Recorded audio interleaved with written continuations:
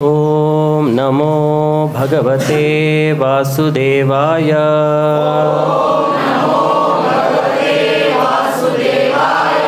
ಶ್ರೀಮದ್ ಭಾಗವತಂ ಸ್ಕಂದ 1 ಅಧ್ಯಾಯ 15. ಅಧ್ಯಾಯದ ಹೆಸರು ಪಾಂಡವರ ಸಕಾಲಿಕ ನಿವೃತ್ತಿ. ಶ್ಲೋಕ ನಂಬರ್ 49. ವಿದುರೋಪಿ ಪರಿತ್ಯಜ್ಯ ಪ್ರಭಾಸೆ ದೇಹಮಾತ್ಮನಃ ಕೃಷ್ಣಾವೇಶೇನ ತಚ್ಚಿತ್ತಃ ಪಿತೃಭಿಃ ಸ್ವಕ್ಷಯಂ ಯಯೌ. ಅನುವಾದ ಮತ್ತು ಭಾವಾರ್ಥ ಶಿಲಪ್ರಭುಪಾದರಿಂದ. ಶಿಲಪ್ರಭುಪಾದಿಕಿ. ತೀರ್ಥಯಾತ್ರೆಯಲ್ಲಿದ್ದ ವಿದುರನು ಪ್ರಭಾಸ ಕ್ಷೇತ್ರದಲ್ಲಿ ತನ್ನ ದೇಹ ತ್ಯಾಗ ಮಾಡಿದನು. ಅವನು ಶ್ರೀಕೃಷ್ಣ ಪ್ರಭುವಿನ ಚಿಂತನೆಯಲ್ಲೇ ಮಗ್ನನಾಗಿದ್ದುದರಿಂದ ಪಿತೃಲೋಕದಲ್ಲಿ ಅವನನ್ನು ಪಿತೃದೇವತೆಗಳು ಸ್ವಾಗತಿಸಿದರು. ಅಲ್ಲಿ ಅವನು ತನ್ನ ಮೂಲ ಸ್ಥಾನವನ್ನು ಸೇರಿದನು. ಭಾವಾರ್ಥ: ಪಾಂಡವರಿಗೂ ವಿದುರನಿಗೂ ವ್ಯತ್ಯಾಸವಿದೆ. ಪಾಂಡವರು ದೇವೋತ್ತಮ ಪರಮಪುರುಷನಾದ ಪ್ರಭುವಿನ ನಿತ್ಯ ಸಂಗಾತಿಗಳು. ವಿದುರನು ಪಿತೃಲೋಕದ ಆಡಳಿತವನ್ನು ನಿರ್ವಹಿಸುವ ದೇವತೆಗಳಲ್ಲಿ ಒಬ್ಬನು. ಅವನಿಗೆ ಯಮರಾಜನೆಂದು ಹೆಸರು. ಇಹಲೋಕದಲ್ಲಿ ದುಷ್ಕರ್ಮ ನಿರತರಾದವರಿಗೆ ಶಿಕ್ಷೆ ಕೊಡುವವನು ಯಮರಾಜನೇ ಆದುದರಿಂದ ಜನರು ಅವನ ಹೆಸರೆತ್ತಿದರೆ ಹೆದರುತ್ತಾರೆ.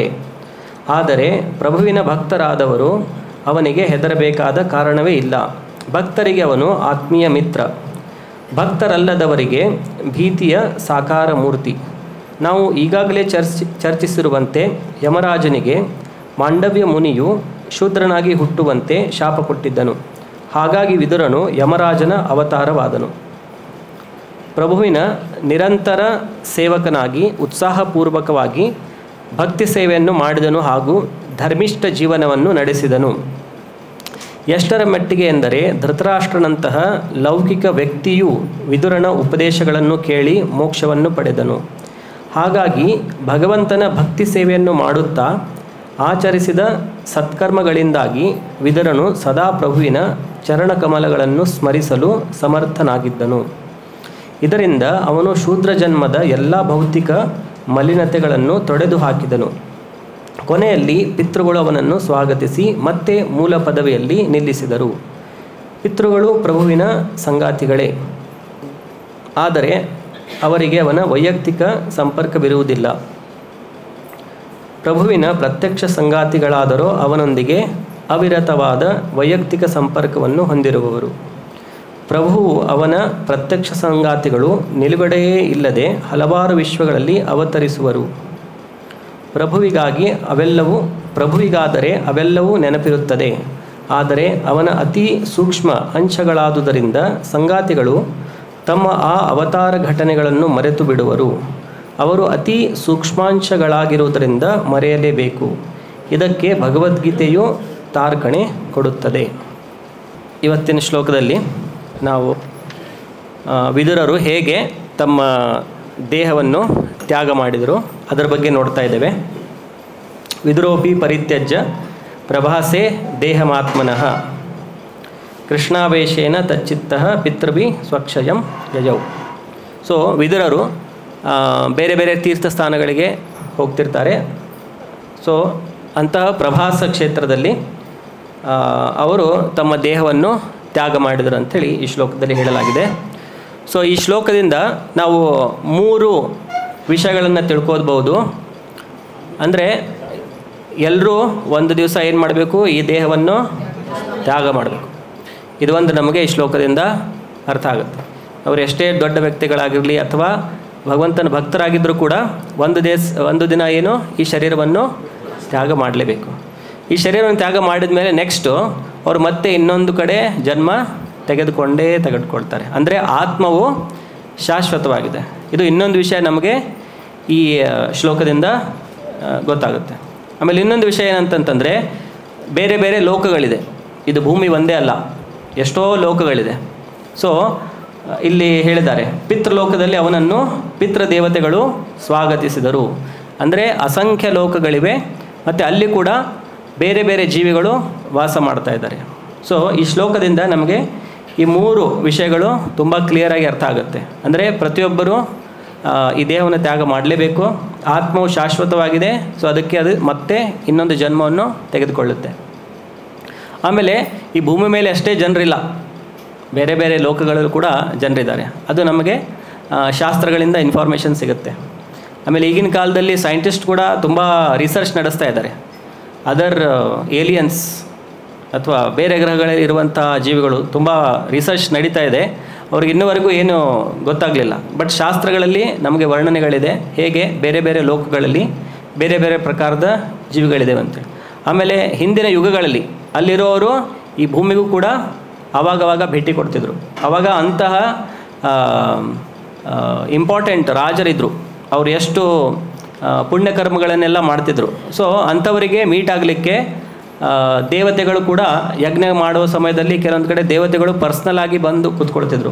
ನಾರದ ಮುನಿಗಳು, ಬೇರೆ ಬೇರೆ ಋಷಿಗಳು, ಬೇರೆ ಬೇರೆ ಬ್ರಹ್ಮಾಂಡದ ಬೇರೆ ಬೇರೆ ಗ್ರಹಗಳಿಂದ ಎಷ್ಟೋ ಪುರಾಣಗಳಲ್ಲಿ ಅದೆಲ್ಲ ವರ್ಣನೆಗಳಿದೆ.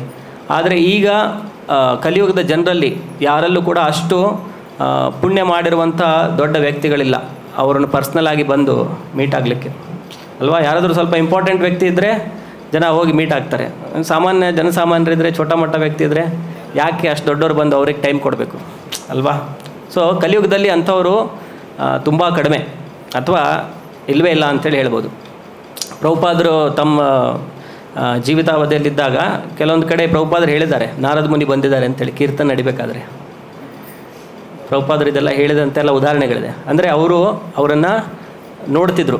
ಸೊ ಕೀರ್ತನೆ ಆಗಬೇಕಾದ್ರೆ ನಾರದ ಮುನಿ ಕೂಡ ಬಂದಿದ್ದಾರೆ ಈ ಕೀರ್ತನಲ್ಲಿ ಪಾರ್ಟಿಸಿಪೇಟ್ ಮಾಡಲಿಕ್ಕೆ ಅಂತೇಳಿ ಹೇಳಿರೋದೆಲ್ಲ ಇನ್ಸಿಡೆನ್ಸ್ ಇದೆ ಈ ಥರ ಎಲ್ಲ. ಸೊ ಇದರಲ್ಲಿ ನಮಗೆ ಗೊತ್ತಾಗಿರೋದು ಆತ್ಮವು ಶಾಶ್ವತವಾಗಿದೆ ಅಂಥೇಳಿ. ಬಟ್ ಈ ದೇಹ ಏನಿದೆ, ಈ ದೇಹ ಚೇಂಜ್ ಆಗ್ತಾ ಇದೆ. ಇದು ದೇಹ ಬದಲಾಗ್ತಾ ಇದೆ. ಪ್ರತಿ ದಿವಸ ಈ ದೇಹದಲ್ಲಿ ಏನೋ ಬದಲಾವಣೆ ಆಗ್ತಾ ಇದೆ. ಬಟ್ ನಮಗೆ ಅದು ಗೊತ್ತಾಗಲ್ಲ. ನಾವು ಒಂದೇ ಶರೀರದಲ್ಲಿ ಇರೋದ್ರಿಂದ, ಅಥವಾ ನಮ್ಮ ಜೊತೆಯಲ್ಲಿ ಇರೋರ್ದು ಕೂಡ ನಮ್ಗೆ ಗೊತ್ತಾಗಲ್ಲ. ಯಾಕಂದರೆ ಡೈಲಿ ನೋಡ್ತಾ ಇರ್ತೇವೆ. ಬಟ್ ಅದೇ ಯಾರಾದರೂ ನಮ್ಮದು ರಿಲೇಟಿವ್ಸ್ ಬಂದರು ಅಥವಾ ಫ್ರೆಂಡ್ಸು ನಮಗೆ ಒಂದು 5 ವರ್ಷ 10 ವರ್ಷ ಆದಮೇಲೆ ಬಂದು ಮೀಟ್ ಆದರೆ, ಓ ಎಷ್ಟು ಚೇಂಜ್ ಆಗಿಬಿಟ್ಟಿದೆ, ಹೇಗಿದ್ದೆ ಹೇಗಾಗಿಬಿಟ್ಟಿದೆ.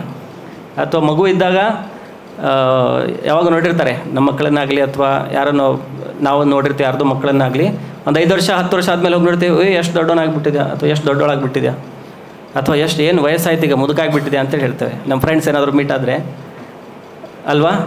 ಸೊ ನಾವು ಡೈಲಿ ನೋಡ್ತಾ ಇರೋದ್ರಿಂದ ನಮಗೆ ಅದು ಗೊತ್ತಾಗ್ತಾ ಇಲ್ಲ, ಶರೀರ ಬದಲಾಗ್ತಾ ಇದೆ ಅಂಥೇಳಿ.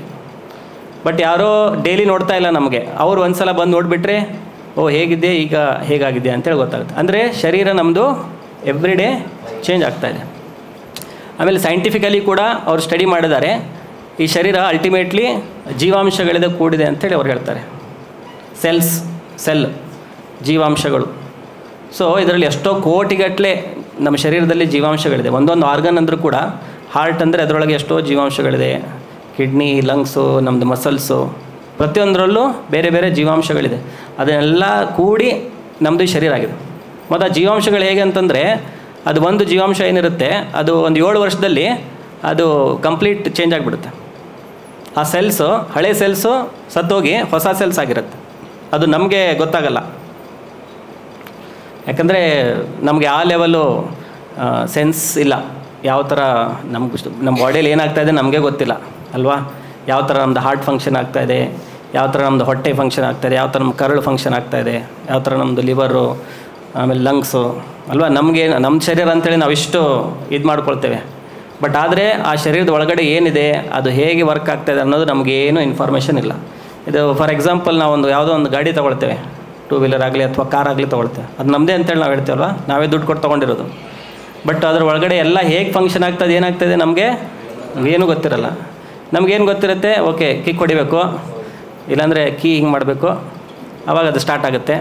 ಆಮೇಲೆ ಅವಾಗ ಪೆಟ್ರೋಲ್ ಹಾಕಬೇಕು, ಆಮೇಲೆ ಹಿಂಗೆ ಎಕ್ಸಲೇಟರ್ ಒತ್ತಿದ್ರೆ ಅದು ಮುಂದೆ ಹೋಗುತ್ತೆ, ಬ್ರೇಕ್ ಹಾಕಿದರೆ ನಿಂತ್ಕೊಳ್ಳುತ್ತೆ. ಇದಿಷ್ಟೇ ನಮ್ಗೆ ಗೊತ್ತಿರೋದು. ಬಟ್ ಯಾರೋ ಒಬ್ರು ಅದನ್ನು ಮ್ಯಾನುಫ್ಯಾಕ್ಚರ್ ಮಾಡಿದ್ದಾರೆ, ಅವರಿಗೆ ಅದ್ರ ಒಳಗಡೆ ಎಲ್ಲ ಗೊತ್ತಿರುತ್ತೆ, ಎಷ್ಟು ವೈರ್ಸ್ ಇದೆ, ಎಲ್ಲೆಲ್ಲಿ ವೈರ್ ಹೋಗ್ತಾ ಇದೆ, ಪೆಟ್ರೋಲ್ ಹೋಗಿ ಹೇಗೆ ಇಂಜಿನೊಳಗೆ ಹೋಗಿ ಹೇಗೆ ಎನರ್ಜಿ ಕನ್ವರ್ಟ್ ಆಗುತ್ತೆ, ಹೇಗೆ ಟೈರ್ ಸುತ್ತುತ್ತೆ, ಹೇಗೆ ಓಡುತ್ತೆ, ಅದೆಲ್ಲ ಅದನ್ನು ಮ್ಯಾನುಫ್ಯಾಕ್ಚರ್ ಮಾಡಿರೋರಿಗೆ ಗೊತ್ತಿರುತ್ತೆ. ಬಟ್ ನಾವು ಅದರದ್ದು ಒಂದು ಉಪಭೋಕ್ತಾ ರೂಪದಲ್ಲಿ ಅದನ್ನು ಕೇವಲ ನಾವು ಅದನ್ನು ಅದರದ್ದು ಉಪಭೋಗ ಮಾಡ್ತಾ ಇದ್ದೇವೆ, ಉಪಯೋಗಿಸ್ತಾ ಇದ್ದೇವೆ ಅಷ್ಟೇ. ಸೊ ಅದೇ ಥರ ಭಗವದ್ಗೀತೆಯಲ್ಲಿ ಕೃಷ್ಣ ಹೇಳ್ತಾರೆ, ಇದಂ ಶರೀರಂ ಕ್ಷೇತ್ರಂ ಇತ್ಯಭಿಧೀಯತೆ. ಇದು ಶರೀರ ಒಂದು ಕ್ಷೇತ್ರ ಇದ್ದಂಗೆ. ಆಮೇಲೆ ಅದರದ್ದು ಕ್ಷೇತ್ರಜ್ಞ ಅಂದರೆ ಈ ಶರೀರವನ್ನು one who is knowing this body, ಯಾರು ಈ ಶರೀರವನ್ನು ಅನುಭವಿಸ್ತಿದ್ದಾರೆ, ಸೊ ಅವರನ್ನು ಕ್ಷೇತ್ರಜ್ಞ ಅಂತೇಳಿ ಹೇಳ್ತಾರೆ. ಆ ಕ್ಷೇತ್ರಜ್ಞ ಅಂದರೆ ಆತ್ಮ. ಆಮೇಲೆ ಇನ್ನೊಂದು ಕ್ಷೇತ್ರಜ್ಞ ಇದೆ ಅಂತೇಳಿ ಹೇಳ್ತಾರೆ, ಆ ಕ್ಷೇತ್ರಜ್ಞ ನಾನು ಅಂತೇಳಿ ಹೇಳ್ತಾರೆ ಕೃಷ್ಣ. ಕ್ಷೇತ್ರಜ್ಞಂ ಚಾಪಿ ಮಾಂ ವಿದ್ಧಿ. ಆಮೇಲೆ ಇಂಡಿವಿಜುವಲ್ಲು ಕ್ಷೇತ್ರಜ್ಞ ಇದೆ ಅಲ್ವಾ, ಅದು ನಮ್ಮ ಕ್ಷೇತ್ರದ ಅಷ್ಟೇ ಇರೋದು. ನನ್ನ ಬಾಡಿಯಲ್ಲಿ ಏನಾಗ್ತದೆ ನನಗಷ್ಟೇ ಗೊತ್ತಿದೆ, ನಿಮ್ಮ ಬಾಡಿಯಲ್ಲಿ ಏನಾಗ್ತದೆ ನಿಮ್ಗಷ್ಟೇ ಗೊತ್ತಿದೆ, ನಿಮ್ಮ ಬಾಡಿಯಲ್ಲಿ ಏನಾಗ್ತದೆ ನಿಮ್ಗಷ್ಟೇ ಗೊತ್ತಿದೆ. ಅಕ್ಕಪಕ್ಕ ಇದ್ದವ್ರ ಬಾಡಿಯಲ್ಲಿ ಏನಾಗ್ತದೆ ನಿಮ್ಗೆ ಏನಾದ್ರು ಗೊತ್ತಿದೆಯಾ? ಎಷ್ಟು ಪೇನ್ಸ್ ಇದೆ, ಏನು ಪ್ಲೆಜರ್ಸ್ ಇದೆ, ಅದೆಲ್ಲ ನಮಗೆ ಗೊತ್ತಾಗಲ್ಲ. ಸೊ ಅದು ಇಂಡಿವಿಜುವಲ್ ಕ್ಷೇತ್ರಜ್ಞ, ಇಂಡಿವಿಜುವಲ್ ಆತ್ಮ ಅದು. ಬಟ್ ಕೃಷ್ಣ ಇನ್ನೊಬ್ಬ ಕ್ಷೇತ್ರಜ್ಞ ಇದ್ದಾನೆ. ಆ ಕ್ಷೇತ್ರಜ್ಞ ಏನು ಸರ್ವಕ್ಷೇತ್ರದಲ್ಲಿ ಇದ್ದಾನೆ, ಅಂದರೆ ಎಲ್ಲ ಶರೀರದಲ್ಲಿ ಕೂಡ ಇದ್ದಾನೆ. ಸೊ ಅದು ಪರಮಾತ್ಮ ಅಂಥೇಳಿ, ಅದು ನಾನು ಅಂಥೇಳಿ ಕೃಷ್ಣ ಹೇಳ್ತಾರೆ. ಕ್ಷೇತ್ರಜ್ಞಂ ಚಾಪಿ ಮಾಂ ವಿದ್ಧಿ ಸರ್ವಕ್ಷೇತ್ರೇಶು ಭಾರತ. ಎಲ್ಲ ಕ್ಷೇತ್ರಗಳಲ್ಲಿ ಕೂಡ ನಾನು ಪರಮಾತ್ಮನ ರೂಪದಲ್ಲಿ ಇದ್ದೇನೆ ಅಂತೇಳಿ ಹೇಳ್ತಾರೆ. ಮತ್ತು ಬೇರೆ ಕಡೆ ಎಲ್ಲ ತುಂಬ ಕಡೆ ಅದನ್ನು ಹೇಳ್ತಾರೆ. ಆಮೇಲೆ ಇನ್ನೊಂದು ಕಡೆ ಏನು ಹೇಳ್ತಾರೆ, ಯಂತ್ರ ಆರೂಢಾನಿ ಮಾಯಯ. ಇದು ಶರೀರ ಅಂತಂದರೆ ಒಂದು ಮಷೀನ್ ಇದ್ದಂಗೆ, ಒಂದು ಯಂತ್ರ ಇದ್ದಂಗೆ. ಹೇಗೆ ಒಂದು ಮೋಟ್ರ್ ಸೈಕಲ್ ಇರುತ್ತೆ ಅಥವಾ ಒಂದು ವಾಹನ ಇರುತ್ತೆ, ಅದರೊಳಗಡೆ ನಾವು ಕುತ್ಕೊಂಡಿರ್ತೇವೆ, ನಾವು ಅದನ್ನು ಸವಾರಿ ಮಾಡ್ತಾ ಇರ್ತೇವೆ. ಸೊ ಅದೇ ಥರ ಈ ಶರೀರನೂ ಕೂಡ ಒಂದು ಯಂತ್ರ ಅಂತೇಳಿ ಹೇಳ್ತಾರೆ. ಆಮೇಲೆ ನಾವು ಕೂಡ ಈಗ ಮಾಡರ್ನ್ ಸೈನ್ಸಿಂದೆಲ್ಲ ನೋಡಿದ್ರೆ ಆ್ಯಕ್ಚುಲಿ ಇದು body is like one machine only, ಒಂದು ಯಂತ್ರ ಇದ್ದಂಗೆ ಇದೆ. ಅವರಿಗೆಲ್ಲ ರೋಬೋಟ್ ಅಂತೇಳಿ ಮಾಡ್ತಾರೆ ಅಲ್ವಾ. ರೋಬೋಟ್ ಅಂದರೆ ಸೇಮ್ ಮನುಷ್ಯನ ಥರನೇ ಕಾಣೋದ್ರೆ ಅದಕ್ಕೆ ಕೈ ಕಾಲು ಎಲ್ಲ ಹಾಕಿ ಒಳಗಡೆ ಎಲ್ಲ ಯಂತ್ರದ ಏನೇನು ಹಾಕಿರ್ತಾರೆ ಅದಕ್ಕೊಂದು ಸಾಫ್ಟ್ವೇರ್ ಫೀಡ್ ಮಾಡಿರ್ತಾರೆ. ಇದನ್ನು ಕೇಳಿದರೆ ಇದನ್ನು ಹೇಳಬೇಕು. ಈಗೆಲ್ಲ ತುಂಬ ಅಡ್ವಾನ್ಸ್ಮೆಂಟ್ ಆಗ್ತಾಯಿದೆ, ಆರ್ಟಿಫಿಷಿಯಲ್ ಇಂಟೆಲಿಜೆನ್ಸು ಅದು ಇದು ಎಲ್ಲ ಬಂದಿದೆ. ಅಂದರೆ ಆಲ್ರೆಡಿ ಏನೇನು ಪಾಸಿಬಲ್ ಕ್ವಶನ್ಸು, ಪಾಸಿಬಲ್ ಆನ್ಸರ್ಸ್ ಅದನ್ನೆಲ್ಲ ಫೀಡ್ ಮಾಡಿಬಿಟ್ಟಿದ್ದಾರೆ ಅದಕ್ಕೆ. ಬಟ್ ಮನುಷ್ಯನಲ್ಲಿ ಮತ್ತು ಆ ರೋಬೋಟಲ್ಲಿ ಅಂತರ ಇದೆ. ಏನು ಡಿಫ್ರೆನ್ಸು? ಅದರೊಳಗಡೆ ಅನುಭವಿಸೋರು ಯಾರೂ ಇಲ್ಲ. ಈ ಶರೀರದೊಳಗಡೆ ಒಂದು ಅನುಭವಿಸುವಂಥ ಒಂದು ಆತ್ಮ ಇದೆ. ಆ ಮಷಿನ್ ಒಳಗಡೆ ಆ ಅನುಭವ ಮಾಡುವಂಥವ್ರು ಯಾರೂ ಇಲ್ಲವೇ ಇಲ್ಲ. ಅದಕ್ಕೆ ಚಾಕು ತೊಗೊಂಡು ಹಿಂಗೆ ಕಟ್ ಮಾಡಿದ್ರೆ ಯಾರೂ ಪ್ರೊಟೆಸ್ಟ್ ಮಾಡಲ್ಲ. ಅದನ್ನು ಅವ್ರು ಫೀಡ್ ಮಾಡ್ಬೋದು ಅವರಿಗೆ. ಈ ಥರ ಏನಾದರೂ ಚಾಕು ತೊಗೊಂಡು ಬಂದರೆ ರೆಜಿಸ್ಟ್ ಮಾಡಬೇಕು ಅಂಥೇಳಿ. ಅಂದರೆ ಒಬ್ಬರು ಅದಕ್ಕೆ ಎಲ್ಲ ಕಲಿಸ್ಕೊಡ್ಬೇಕು, ಕಲಿಸಿ ಆಮೇಲೆ ಅದು ಓಕೆ ಈ ಥರ ಸಿಚುವೇಶನ್ ಬಂದಾಗ ನಾನು ಈ ಥರ ಮಾಡ್ತೇನೆ ಅಂಥೇಳಿ. ಅದು artificial intelligence training the modules ಅಂತೇಳಿ ಹೇಳ್ತಾರೆ, ಟ್ರೈನ್ ದ ಮಾಡ್ಯೂಲ್ಸ್. ಸೊ ಅದನ್ನು ಟ್ರೈನ್ ಮಾಡಿದ್ದಾರೆ ಅವರು, ಅಂದರೆ ಇಂಥ ಸಿಚುವೇಷನಲ್ಲಿ ಏನು ಮಾಡಬೇಕಂತೇಳಿ. ಬಟ್ ಆ ರೋಬೋಟ್ ಒಳಗಡೆ ಅಥವಾ ಈ ಆರ್ಟಿಫಿಷಿಯಲ್ ಇಂಟೆಲಿಜೆನ್ಸ್ ಒಳಗೆ ಆತ್ಮ ಅನ್ನೋದು ಇಲ್ಲ. ಅಂದರೆ ಅವರು ಈಗ ಬಾಡಿ ಆದಮೇಲೆ ಮೈಂಡ್ ಆದಮೇಲೆ ಈಗ ಇಂಟೆಲಿಜೆನ್ಸ್ವರೆಗೂ ಹೋಗಿದ್ದಾರೆ. ಈಗ ಶರೀರದಲ್ಲಿ ನಮ್ಮದು ಭೌತಿಕ ಶರೀರ ಇದ್ದಾರೆ, ಅದನ್ನು ಅವರೆಲ್ಲ ಕಟ್ ಮಾಡಿ ಅದು ಇದು ಮಾಡಿ ಏನೇನಿದೆ ಅಂತೇಳಿ ಎಲ್ಲ ಈಗ ಗೊತ್ತಾಗಿದೆ ಅವ್ರಿಗೆ, ಈ ಶರೀರದೊಳಗಡೆ ಏನೇನಿದೆ ಅಂಥೇಳಿ. ಓಕೆ, ಹಾರ್ಟ್ ಇದೆ, ಲಂಗ್ಸ್ ಇದೆ, ಬೇರೆ ಬೇರೆ ಪಾರ್ಟ್ಸ್ ಇದೆ, ಹಿಂಗೆ ವರ್ಕ್ ಆಗ್ತದೆ, ಅದನ್ನೆಲ್ಲ ಅವ್ರು ತಿಳ್ಕೊಂಡಿದ್ದಾರೆ ಈಗ. ನೆಕ್ಸ್ಟ್ ಅವರು ಮೈಂಡ್ ಅಂದರೆ ಹೇಗೆ ವರ್ಕ್ ಆಗುತ್ತೆ, ಸೈಕಾಲಜಿಸ್ಟ್ ಡಾಕ್ಟರ್ಸ್ ಎಲ್ಲ ಇರ್ತಾರೆ. ಸೊ ಅವರು ಮೈಂಡ್ ಹೇಗೆ ವರ್ಕ್ ಆಗುತ್ತೆ, ಯಾವ ಥರ ನಿಮಗೆ ಫೀಲಿಂಗ್ಸ್ ಇರುತ್ತೆ, ಇಮೋಷನ್ಸ್ ಇರುತ್ತೆ. ಆಮೇಲೆ ಜನರಲಿ ಅವರು ಒಂದು ಯಾವುದೇ ರೋಗಗಳು ಬಂದಾಗ ಮನಸ್ಸಿಗೆ ಸಂಬಂಧಪಟ್ಟಿದ್ದು ಆ ಸಬ್ಜೆಕ್ಟಲ್ಲಿ ಅವರು ಸ್ಟಡಿ ಮಾಡ್ತಾರೆ. ಅಥವಾ ಮೋಟಿವೇಶ್ನಲ್ ಸ್ಪೀಕರ್ಸ್ ಇರ್ತಾರೆ, ಅವರು ಕೂಡ ಇದನ್ನೇ ಯುಟಿಲೈಸ್ ಮಾಡ್ಕೊಳ್ತಾರೆ. ಅಂದರೆ ಹೇಗೆ ಒಬ್ಬರ ಭಾವನೆಗಳು ಏನೋ ಒಂದು ಹೇಳಿದರೆ ಹೇಗೆ ಅದು ಭಾವನೆ ಚೇಂಜ್ ಆಗುತ್ತೆ, ಹೇಗೆ ಅವರು ಇನ್ಸ್ಪೈರ್ ಆಗ್ತಾರೆ. ಸೊ ಇದು ಮೆಂಟಲ್ ಲೆವೆಲಲ್ಲಿ ಅವರು ಸ್ವಲ್ಪ ಡಿಸ್ಕವರೀಸ್ ಮಾಡಿದ್ದಾರೆ, ತಿಳ್ಕೊಂಡಿದ್ದಾರೆ ಹೇಗೆ ವರ್ಕ್ ಆಗುತ್ತೆ ಮನಸ್ಸು ಅಂಥೇಳಿ. ಈಗ ಅವರು ನೆಕ್ಸ್ಟು ಬುದ್ಧಿಯ ಲೆವೆಲಿಗೆ ಹೋಗಿದ್ದಾರೆ. ಬುದ್ಧಿ ಹೇಗೆ ವರ್ಕ್ ಆಗುತ್ತೆ.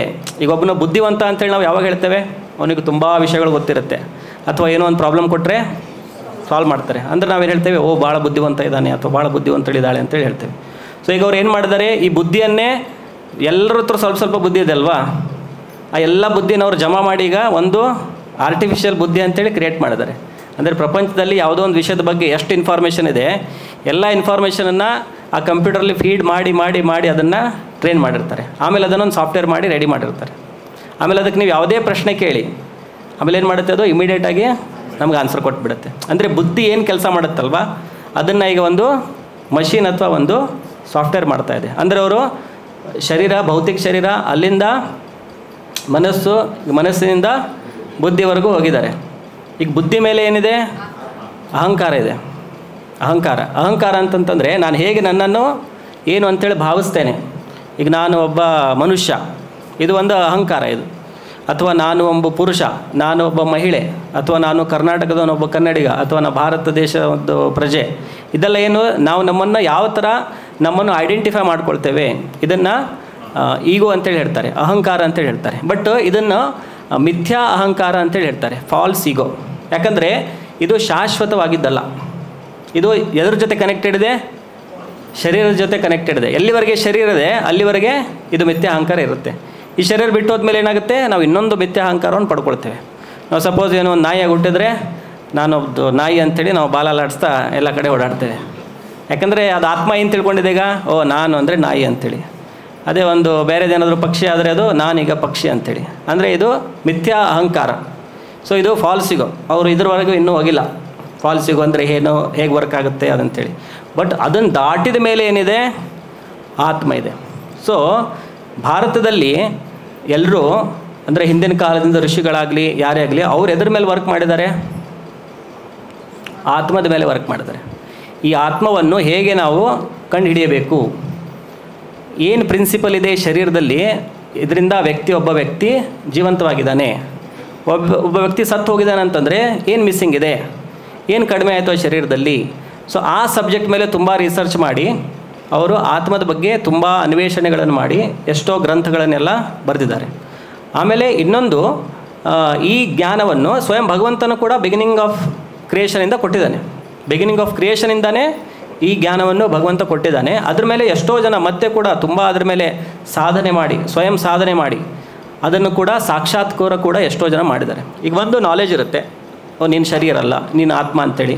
ಆಮೇಲೆ ಆತ್ಮದ ಒಳಗಡೆ ಪರಮಾತ್ಮ ಕೂಡ ಇದ್ದಾನಂಥೇಳಿ, ಕೃಷ್ಣ ನಾನಿದ್ದೇನೆ ಅಂಥೇಳಿ ಹೇಳಿದ್ದಾನೆ. ಸೊ ಈಗ ಅದನ್ನು ಹೇಗೆ ನಾವು ಸಾಕ್ಷಾತ್ಕಾರ ಮಾಡ್ಕೊಳ್ಳೋದು ಅಲ್ವಾ? ಈಗ ಹೇಳಿದ್ದಾರೆ, ಕೇಳಿದ್ದೇವೆ, ಈಗ ನಾನು ಅದನ್ನು ಪ್ರಾಕ್ಟಿಕಲಾಗಿ ನಾನು ರಿಯಲೈಸ್ ಮಾಡಬೇಕಲ್ಲ. ಸೊ ಅದಕ್ಕೆ ಪ್ರೊಸೆಸ್ ಕೂಡ ಕೊಟ್ಟಿದ್ದಾರೆ, ಅದನ್ನು ಹೇಗೆ ನೀವು ರಿಯಲೈಸ್ ಮಾಡ್ಬೋದು ಅಂಥೇಳಿ. ಅಂದರೆ ನಮಗೆ ಶಾಲೆಯಲ್ಲಿ ಅಥವಾ ಸ್ಕೂಲಲ್ಲಿ ಹೋದಾಗ ನಾವೇನಾದರೂ ಸೈನ್ಸ್ ಸ್ಟೂಡೆಂಟ್ಸ್ ಇದ್ದರೆ, ಸೊ ನಮಗೆ ಅವರು ಕ್ಲಾಸಲ್ಲಿ ಪಾಠ ಹೇಳ್ತಾರೆ, ಈ ಥರ ಒಂದು ಎಕ್ಸ್ಪೆರಿಮೆಂಟ್ ಇದೆ, ನೀವು ಇದನ್ನು ಮಾಡಿದ್ರೆ ಇದು ರಿಸಲ್ಟ್ ಬರುತ್ತೆ ಅಂಥೇಳಿ. ಆಮೇಲೆ ಏನು ಮಾಡ್ತಾರೆ, ಆಮೇಲೆ ಲ್ಯಾಬಿಗೆ ಕರ್ಕೊಂಡು ಹೋಗ್ತಾರೆ. ಲ್ಯಾಬಲ್ಲಿ ಹೋಗಿ ಅಲ್ಲೇನೋ ಅಪಾರಟಸ್ ಅದು ಇದೇನೋ ಇರುತ್ತೆ. ಆಮೇಲೆ ಅವ್ರು ನಮಗೆ ಎಲ್ಲ ಈ ಥರ ಮಾಡಿ ಅಂತೇಳಿ ಹೇಳ್ತಾರೆ. ಅದಾದಮೇಲೆ ಏನೋ ರೀಡಿಂಗ್ಸ್ ಅದು ಇದು ನೋಟ್ ಮಾಡ್ಕೊಳ್ಳಿ ಅಂತ ಹೇಳ್ತಾರೆ. ಆಮೇಲೆ ಏನೋ ಒಂದು ಫಾರ್ಮುಲಾ ಹಾಕಿ, ಈಗ ರೀಡಿಂಗ್ಸ್ ಎಲ್ಲ ಅದಕ್ಕೆ ಹಾಕಿ ಕ್ಯಾಲ್ಕುಲೇಷನ್ ಮಾಡಿದ್ರೆ, ಓ ನೋಡಿ ಇದೇ ರಿಸಲ್ಟ್ ಬಂತು, ನಾನು ಏನು ಕ್ಲಾಸಲ್ಲಿ ಹೇಳಿದ್ನಲ್ಲ ನೋಡಿ ಇಲ್ಲಿ ಮಾಡಿ ತೋರಿಸ್ತಾ ಇದ್ದೇನೆ ಈಗ. ಸೊ ಇದನ್ನು ಸೈನ್ಸ್ ಅಂತೇಳಿ ಹೇಳ್ತಾರೆ. ಸೈನ್ಸ್ ಅಂದರೆ ನಾವು ಫಸ್ಟ್ ಅದನ್ನು ಪ್ರಪೋಸ್ ಮಾಡ್ತೇವೆ, ಆಮೇಲೆ ಅದರದ್ದು ಎಕ್ಸ್ಪೆರಿಮೆಂಟ್ ಮಾಡ್ತೇವೆ, ಆಮೇಲೆ ಅದರದ್ದು ಪರಿಣಾಮ ಏನು ಹೇಳಿದಿತ್ತು ಅದೇ ಬರುತ್ತೆ, ಅದಕ್ಕೆ ಸೈನ್ಸ್ ಅಂತಾರೆ. ಅದೇ ಆತ್ಮ ಸಾಕ್ಷಾತ್ಕಾರ ಕೂಡ ಇದು ಒಂದು ವಿಜ್ಞಾನ. ಇದು ಒಂದು ಮೂಢನಂಬಿಕೆ ಅಲ್ಲ. ಇಲ್ಲಿ ಏನೋ ಶಾಸ್ತ್ರದಲ್ಲಿ ಹೇಳಿದ್ದಿದೆ ಅಲ್ಲ, ಕೃಷ್ಣ ಏನು ಹೇಳಿದ್ದಾರೆ ಭಗವದ್ಗೀತೆಯಲ್ಲಿ ಅಂದರೆ ಹೇಗೆ ದೇಹಿನೋಸ್ಮಿನ್ ಯಥಾ ದೇಹೇ ಕೌಮಾರ ಯೌವನಂ ಜರ ತಥಾ ದೇಹಾಂತರ ಪ್ರಾಪ್ತಿ, ಶರೀರದ ಒಳಗಡೆ ಆತ್ಮ ಇದೆ, ಪರಮಾತ್ಮ ಇದೆ. ಇದನ್ನೆಲ್ಲ ಕೂಡ ವಿಧಾನಗಳನ್ನು ಕೂಡ ಕೊಟ್ಟಿದ್ದಾರೆ. ಈ ವಿಧಾನದಿಂದ ನೀವು ಈ ನಿಯಮಗಳನ್ನು ಪಾಲನೆ ಮಾಡಿ ಇದನ್ನೆಲ್ಲ ಪ್ರೋಸೆಸ್ ಮಾಡಿದರೆ ನೀವು ಕೂಡ ಆತ್ಮ ಸಾಕ್ಷಾತ್ಕಾರ ಮಾಡ್ಬೋದು. ನಿಮ್ಮನ್ನು ನೀವು ಅರಿತುಕೋಬೋದು, ಈ ಶರೀರದಲ್ಲಿ ಹೇಗೆ ಆತ್ಮ ಇದೆ, ಮತ್ತು ಹೇಗೆ ಈ ಶರೀರದ ಒಳಗಡೆ ಪರಮಾತ್ಮ ಇದ್ದಾನೆ, ಮತ್ತು ಹೇಗೆ ಅನ್ಯ ಲೋಕದಲ್ಲಿ ಈ ಬ್ರಹ್ಮಾಂಡವನ್ನು ಬಿಟ್ಟು ಗೋಲೋಕ ವೈಕುಂಠ ಅಲ್ಲಿ ಸ್ವಯಂ ಭಗವಂತ ಇದ್ದಾನೆ, ಅದನ್ನು ಕೂಡ ಹೇಗೆ ತಿಳ್ಕೊಬೋದು ಅಂತೇಳಿ ಅದನ್ನೆಲ್ಲ ಪ್ರೋಸೆಸ್ ಕೂಡ ಕೊಟ್ಟಿದ್ದಾರೆ. ಆಮೇಲೆ ಹಿಂದಿನ ಕಾಲದಲ್ಲಿ ಎಷ್ಟೋ ಜನ ಇದನ್ನು ಪಾಲನೆ ಮಾಡಿ ಭಗವಂತನ ಸಾಕ್ಷಾತ್ಕಾರ ಮಾಡಿದವರು ಕೂಡ ಇದ್ದಾರೆ. ಸೊ ಭಾಗವತಂದಲ್ಲಿ ನಮಗೆ ಅದರದ್ದು ಉದಾಹರಣೆಗಳು ಬರುತ್ತೆ. ಫಾರ್ ಎಕ್ಸಾಂಪಲ್ ಧ್ರುವ ಮಹಾರಾಜರದ್ದು ಉದಾಹರಣೆ ಇದೆ ಅಲ್ವಾ. ಧ್ರುವ ಮಹಾರಾಜರು ಅವರು ಕೇವಲ 6 ತಿಂಗಳಲ್ಲಿ ಅವರು ತಮ್ಮ ಹೃದಯದಲ್ಲಿ ವಿಷ್ಣುವಿನ ರೂಪದಲ್ಲಿ ಪರಮಾತ್ಮವನ್ನು ನೋಡಿದರು. ಸೊ ಈ ಥರ ಎಷ್ಟೋ ಜನ ಇದನ್ನು ಸ್ವಯಂ ಭಗವಂತನನ್ನು ಅಂದರೆ ಸಾಕ್ಷಾತ್ಕಾರ ನಾವು ಹೇಗೆ ಕಣ್ಮುಂದೆ ಇದ್ದೇವಲ್ವಾ ಆ ಥರ ನೋಡಿದ್ದಿದೆ. ಫಸ್ಟ್ ನೋಡಿದವರು ಯಾರು?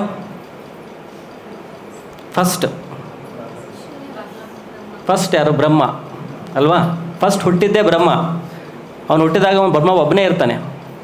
ಆಮೇಲೆ ಬ್ರಹ್ಮನಿಗೆ ಸುತ್ತಮುತ್ತಲೆಲ್ಲ ಅದು ಇದರದು ವಾಟರ್, ಗರ್ಭೋದಕದ ಓಷನ್. ಆಮೇಲೆ ಅವನ ಜನ್ಮ ಎಲ್ಲಾಗಿದೆ? ಒಂದು ಕಮಲದ ಮೇಲೆ ಆಗಿದೆ. ನಮ್ಮ ಜನ್ಮ ಎಲ್ಲಾಗಿದೆ?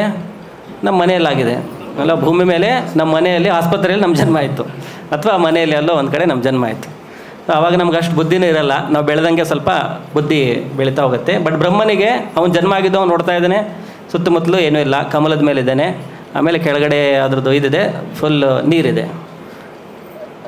ಸೊ ಆವಾಗ ಬ್ರಹ್ಮನಿಗೆ ಕೇವಲ ಒಂದು ಶಬ್ದ ಕೇಳುತ್ತೆ, ಏನದು? ತಪ ಅಂಥೇಳಿ. ತಪ ಅಂತಂದರೆ ಓಕೆ, ತಪಸ್ಸು ಮಾಡು ಅಂಥೇಳಿ.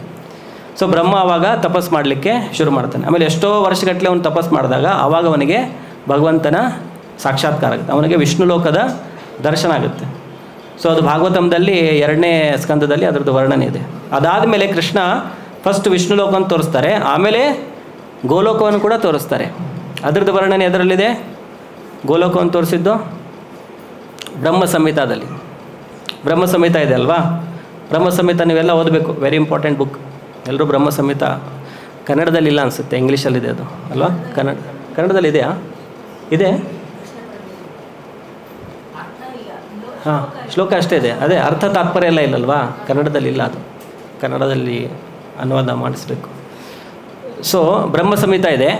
ಸೊ ಬ್ರಹ್ಮ ಸಂಹಿತೆಯಲ್ಲಿ ಅದರದ್ದೆಲ್ಲ ಡಿಸ್ಕ್ರಿಪ್ಷನ್ ಇದೆ. ಹೇಗೆ ಬ್ರಹ್ಮನಿಗೆ ಕೃಷ್ಣ ಕೊಳಲಿನ ಮುಖಾಂತರ ಗಾಯತ್ರಿ ಮಂತ್ರವನ್ನು ಬೋಧನೆ ಮಾಡ್ತಾರೆ.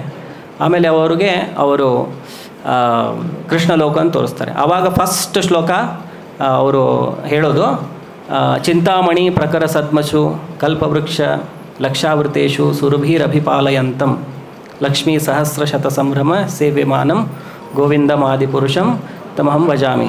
ಅದಾದಮೇಲೆ ಹೇಳಿದವರು ವೇಣುಂ ಕಣ್ವಂತಂ ಅರವಿಂದ ದಲಾಯತಾಕ್ಷಂ ಬರಹಾವತಂಸಂ. ಅಂದರೆ ಎಲ್ಲ ಅವರು ಫಸ್ಟು ಪ್ಲೇಸ್ ಆ್ಯಂಡ್ ಡಿಸ್ಕ್ರಿಪ್ಷನ್ ಮಾಡಿದ್ದಾರೆ. ಅಂದರೆ ಚಿಂತಾಮಣಿ ಅಂದರೆ ಆ ಗೋಲೋಕ ಹೇಗಿದೆ, ಚಿಂತಾಮಣಿಗಳಿಂದ ಕೂಡಿದೆ. ಚಿಂತಾಮಣಿ ಅಂತಂದರೆ ಅದು ಎಲ್ಲಿ ಟಚ್ ಮಾಡಿದ್ರೂ ಗೋಲ್ಡ್ ಆಗಿಬಿಡುತ್ತೆ.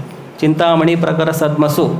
ಆಮೇಲೆ ಎಲ್ಲ ಇಲ್ಲಿ ಹೆಂಗೆ ನಮ್ಮದು ಎಲ್ಲ ಮನೆಗಳಿರುತ್ತಲ್ವ, ಒಂದು ಸಾಲಾಗಿ ಮನೆಗಳಿರುತ್ತೆ. ಎಲ್ಲೋ ಒಂದು ಕಡೆ ಹೋದರೆ ಅಪಾರ್ಟ್ಮೆಂಟಿಗೆ ಹೋದರೆ ಅಥವಾ ಎಲ್ಲೋ ಒಂದು ವಿಲಾಮೆಂಟ್ಸಿಗೆ ಹೋದರೆ ಹೇಗೆ ಸಾಲಾಗಿ ಮನೆ ಇರುತ್ತಲ್ಲ, ಅಥವಾ ಚಿಂತಾಮಣಿ ಪ್ರಕರ ಸದ್ಮಸು. ಆಮೇಲೆ ಕಲ್ಪವೃಕ್ಷ, ಅಲ್ಲಿ ಕಲ್ಪವೃಕ್ಷಗಳಿದೆ, ಲಕ್ಷಗಟ್ಟಲೆ ಇದೆ, ಲಕ್ಷಾವೃತೇಶು. ಆಮೇಲೆ ಸುರಭಿ ಹಸುಗಳಿದೆ. ಆಮೇಲೆ ಕೃಷ್ಣ ಹಸುಗಳ ಪಾಲನೆ ಮಾಡ್ತಾ ಇದ್ದಾನೆ, ಅಭಿಪಾಲಯಂತಂ. ಸುರಭಿರಭಿಪಾಲಯಂತಂ. ಗೋವಿಂದಮಾದಿಪುರುಷಂ ತಮಹಂ ಭಜಾಮಿ. ಅವನ ಹೆಸರು ಗೋವಿಂದ ಅಥವಾ ಕೃಷ್ಣ. ಇದಕ್ಕೂ ಹಿಂದೆ ಕೃಷ್ಣ ಅಂತೇಳಿ ಹೇಳಿದ್ದಿದೆ. ಗೋವಿಂದ ಮತ್ತೊಂದು ಹೆಸರು. ಯಾಕಂದರೆ ಕೃಷ್ಣ ಗೋ ಅಂತಂತಂದರೆ ಇಂದ್ರಿಯ, ಮತ್ತು ಗೋ ಅಂತಂತಂದರೆ ಹಸು ಕೂಡ. ಸೊ ಇಂದ್ರಿಯಗಳಿಗೆ ಕೃಷ್ಣ ಆನಂದವನ್ನು ಕೊಡ್ತಾನೆ, ಅದಕ್ಕೆ ಕೃಷ್ಣನನ್ನು ಗೋವಿಂದ ಅಂತೇಳಿ ಹೇಳ್ತಾರೆ. ಸೊ ನಮ್ಮ ಇಂದ್ರಿಯ ಅಂತಂದರೆ ಕಣ್ಣು, ಕಿವಿ, ಸ್ಮೆಲ್ಲು, ಟಚ್ಚು, ಈಟಿಂಗು, ಇದೆಲ್ಲ ಕೃಷ್ಣನಿಂದ ನಮಗೆ ಆನಂದ ಸಿಗುತ್ತೆ. ಅಂದರೆ ಕೃಷ್ಣನ ನೋಡೋದ್ರಿಂದ, ಕೃಷ್ಣ ಎಷ್ಟು ಸುಂದರವಾಗಿದ್ದಾನೆ ಅದು ನೋಡಿದ ಕೂಡಲೇ ನಮಗೆ ಮನಸ್ಸಿನಲ್ಲಿ ಆನಂದವಾಗುತ್ತೆ. ಅದೇ ಥರ ಕೃಷ್ಣ ಪ್ರಸಾದ ತಿಂದರೆ ನಮಗೆ ನಮ್ಮ ನಾಲಿಗೆಗೆ ಆನಂದವಾಗುತ್ತೆ. ಆ ಥರ ನಮ್ಮ ಎಲ್ಲ ಇಂದ್ರಿಯಗಳಿಗೆ ಕೃಷ್ಣ ಆನಂದವನ್ನು ಕೊಡೋದ್ರಿಂದ ಕೃಷ್ಣನನ್ನು ಗೋವಿಂದ ಅಂಥೇಳಿ ಹೇಳ್ತಾರೆ. ಅದೇ ಥರ ಗೋ ಅಂದರೆ ಹಸು ಕೂಡ. ಸೊ ಹಸುಗಳಿಗೂ ಕೂಡ ಕೃಷ್ಣ ತುಂಬ ಆನಂದವನ್ನು ಕೊಡ್ತಾನೆ. ನಾವು ಯಾವಾಗಲೂ ನೋಡಿದ್ರೆ ಕೃಷ್ಣನ ಪಿಕ್ಚರ್ಸ್ ಆಗಲಿ, ಯಾವಾಗಲೂ ಕೃಷ್ಣನ ಜೊತೆ ಹಸುಗಳಿರುತ್ತೆ. ಸೊ ಗೋವಿಂದಂ. ಮತ್ತು ಆದಿಪುರುಷ ಅಂದರೆ ಇವನೇ ಆದಿಪುರುಷ, ಇವನ ಮೇಲೆ ಮತ್ತೆ ಯಾರೂ ಇಲ್ಲ. ತಮಹಂ ಭಜಾಮಿ ಅಂತ ಆದಿಪುರುಷನಾದ ಗೋವಿಂದನಾದಂಥ ಕೃಷ್ಣನನ್ನು ನಾನು ಸೇವೆ ಸಲ್ಲಿಸ್ತೇನೆ, ತಮಹಂ ಭಜಾಮಿ. ಸೊ ನೆಕ್ಸ್ಟ್ ಹೇಳೋದು ವೇಣುಂ ಕೊಂಡ್ವಂತಂ ಅಂದರೆ ಕೃಷ್ಣ ಹೇಗಿದ್ದಾನೆ, ಒಂದು ಕಳಲನ್ನು ಹಿಡ್ಕೊಂಡಿದ್ದಾನೆ. ಆಮೇಲೆ ಅರವಿಂದ ದಲಾಯ ತಾಕ್ಷಂ, ಕೃಷ್ಣನ ಕಣ್ಣು ಹೇಗಿದೆ, ಹಾಂ ಕಮಲದ ಎಲೆ ಇರುತ್ತಲ್ವ, ಕಮಲದ ಒಂದು ಪೆಟಲ್ ನೀವು ತೆಗೆದ್ರೆ ಹೇಗಿರುತ್ತೆ ಅದೊಂದು ಶೇಪ್, ಎಷ್ಟು ಬ್ಯೂಟಿಫುಲ್ ಶೇಪ್ ಇರುತ್ತಲ್ವ, ಆ ಥರ ಅರವಿಂದ ದಲ ಆಯತ ಅಕ್ಷಂ. ಆಮೇಲೆ ಬರಹಾವತಂಸಂ ಅಂತಂದರೆ ಒಂದು ಕೂದಲಲ್ಲಿ ಒಂದು ನವಿಲ್ಗರಿಗಳಿದೆ ಕೂದಲಲ್ಲಿ. ಬರಹಾವತಂಸಂ ಅಸಿತ ಅಂಬುದ ಸುಂದರಾಂಗಂ ಅಂದರೆ ಒಂದು ಫುಲ್ ನೀರು ತುಂಬಿದಿರೋ ಮೋಡ ಘನ ಶ್ಯಾಮ ಅಂತ ಹೇಳ್ತಾರಲ್ವ. ಸೊ ಒಂದು ಘನವಾಗಿರುವಂಥ ಮೋಡದ ಕಲರ್ ಯಾವ ಥರ ಇದೆ ಆ ಥರ ಕೃಷ್ಣನ್ ಕಲರ್ ಇದೆ ಅಂತ. ಅರವಿಂದ ದಲಾಯತಾಕ್ಷಂ ಬರಹಾವತಂಸಂ ಅಸಿತ ಅಂಬುದ ಸುಂದರಾಂಗ ಅಂದರೆ ತುಂಬ ಬ್ಯೂಟಿಫುಲ್ ಅಂತೇಳಿ. ಗೋವಿಂದಂ ಆದಿಪುರುಷಂ ತಮಹಂ ಭಜಾಮಿ. ನೆಕ್ಸ್ಟ್ ಡಿಸ್ಕ್ರೈಬ್ ಮಾಡ್ತಾರೆ ಆಲೋಲ ಚಂದ್ರಕಲಸದ್ ಅಂದರೆ ಅವನ ಕಿವಿಯಲ್ಲಿ ಅದು ಇರುತ್ತಲ್ವ, ಏನಿದು ಓಲೆಗಳು ಅದು ಜೊತಾಡ್ತಾ ಇದೆ. ಆಲೋಲ ಚಂದ್ರಕ ಲಸತ್ ವನಮಾಲ್ಯ ವಂಶಿ. ಸೊ ಕೊರಳಲ್ಲಿ ವನಮಾಲೆಯನ್ನು ಹಾಕ್ಕೊಂಡಿದ್ದಾರೆ. ಆಮೇಲೆ ವಂಶಿ ಇದೆ.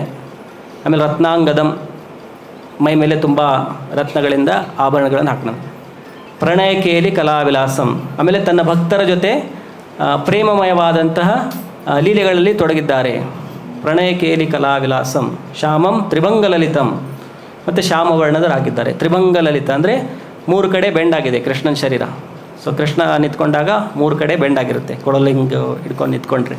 ಸೊ ಶ್ಯಾಮಂ ತ್ರಿಭಂಗಲಲಿತಂ ನಿಯತ ಪ್ರಕಾಶಂ ಗೋವಿಂದಮಾದಿಪುರುಷಂ ತಮಹಂ ಭಜಾಮಿ. ಸೊ ಇಂಥ ಆದಿಪುರುಷನಾದಂಥ ಗೋವಿಂದನಿಗೆ ನಾನು ಸೇವೆ ಸಲ್ಲಿಸುತ್ತೇನೆ. ಸೊ ಈ ಥರ ಬ್ರಹ್ಮ ಸಾಕ್ಷಾತ್ಕಾರ ಮಾಡ್ಕೊಂಡಿದ್ದಾರೆ. ಇದೆಲ್ಲ ಅವ್ರು ಹೇಗೆ ಮಾಡಿದ್ರು, ಒಂದು ಪ್ರೋಸೆಸ್ಸನ್ನು ಫಾಲೋ ಮಾಡಿದ್ರು.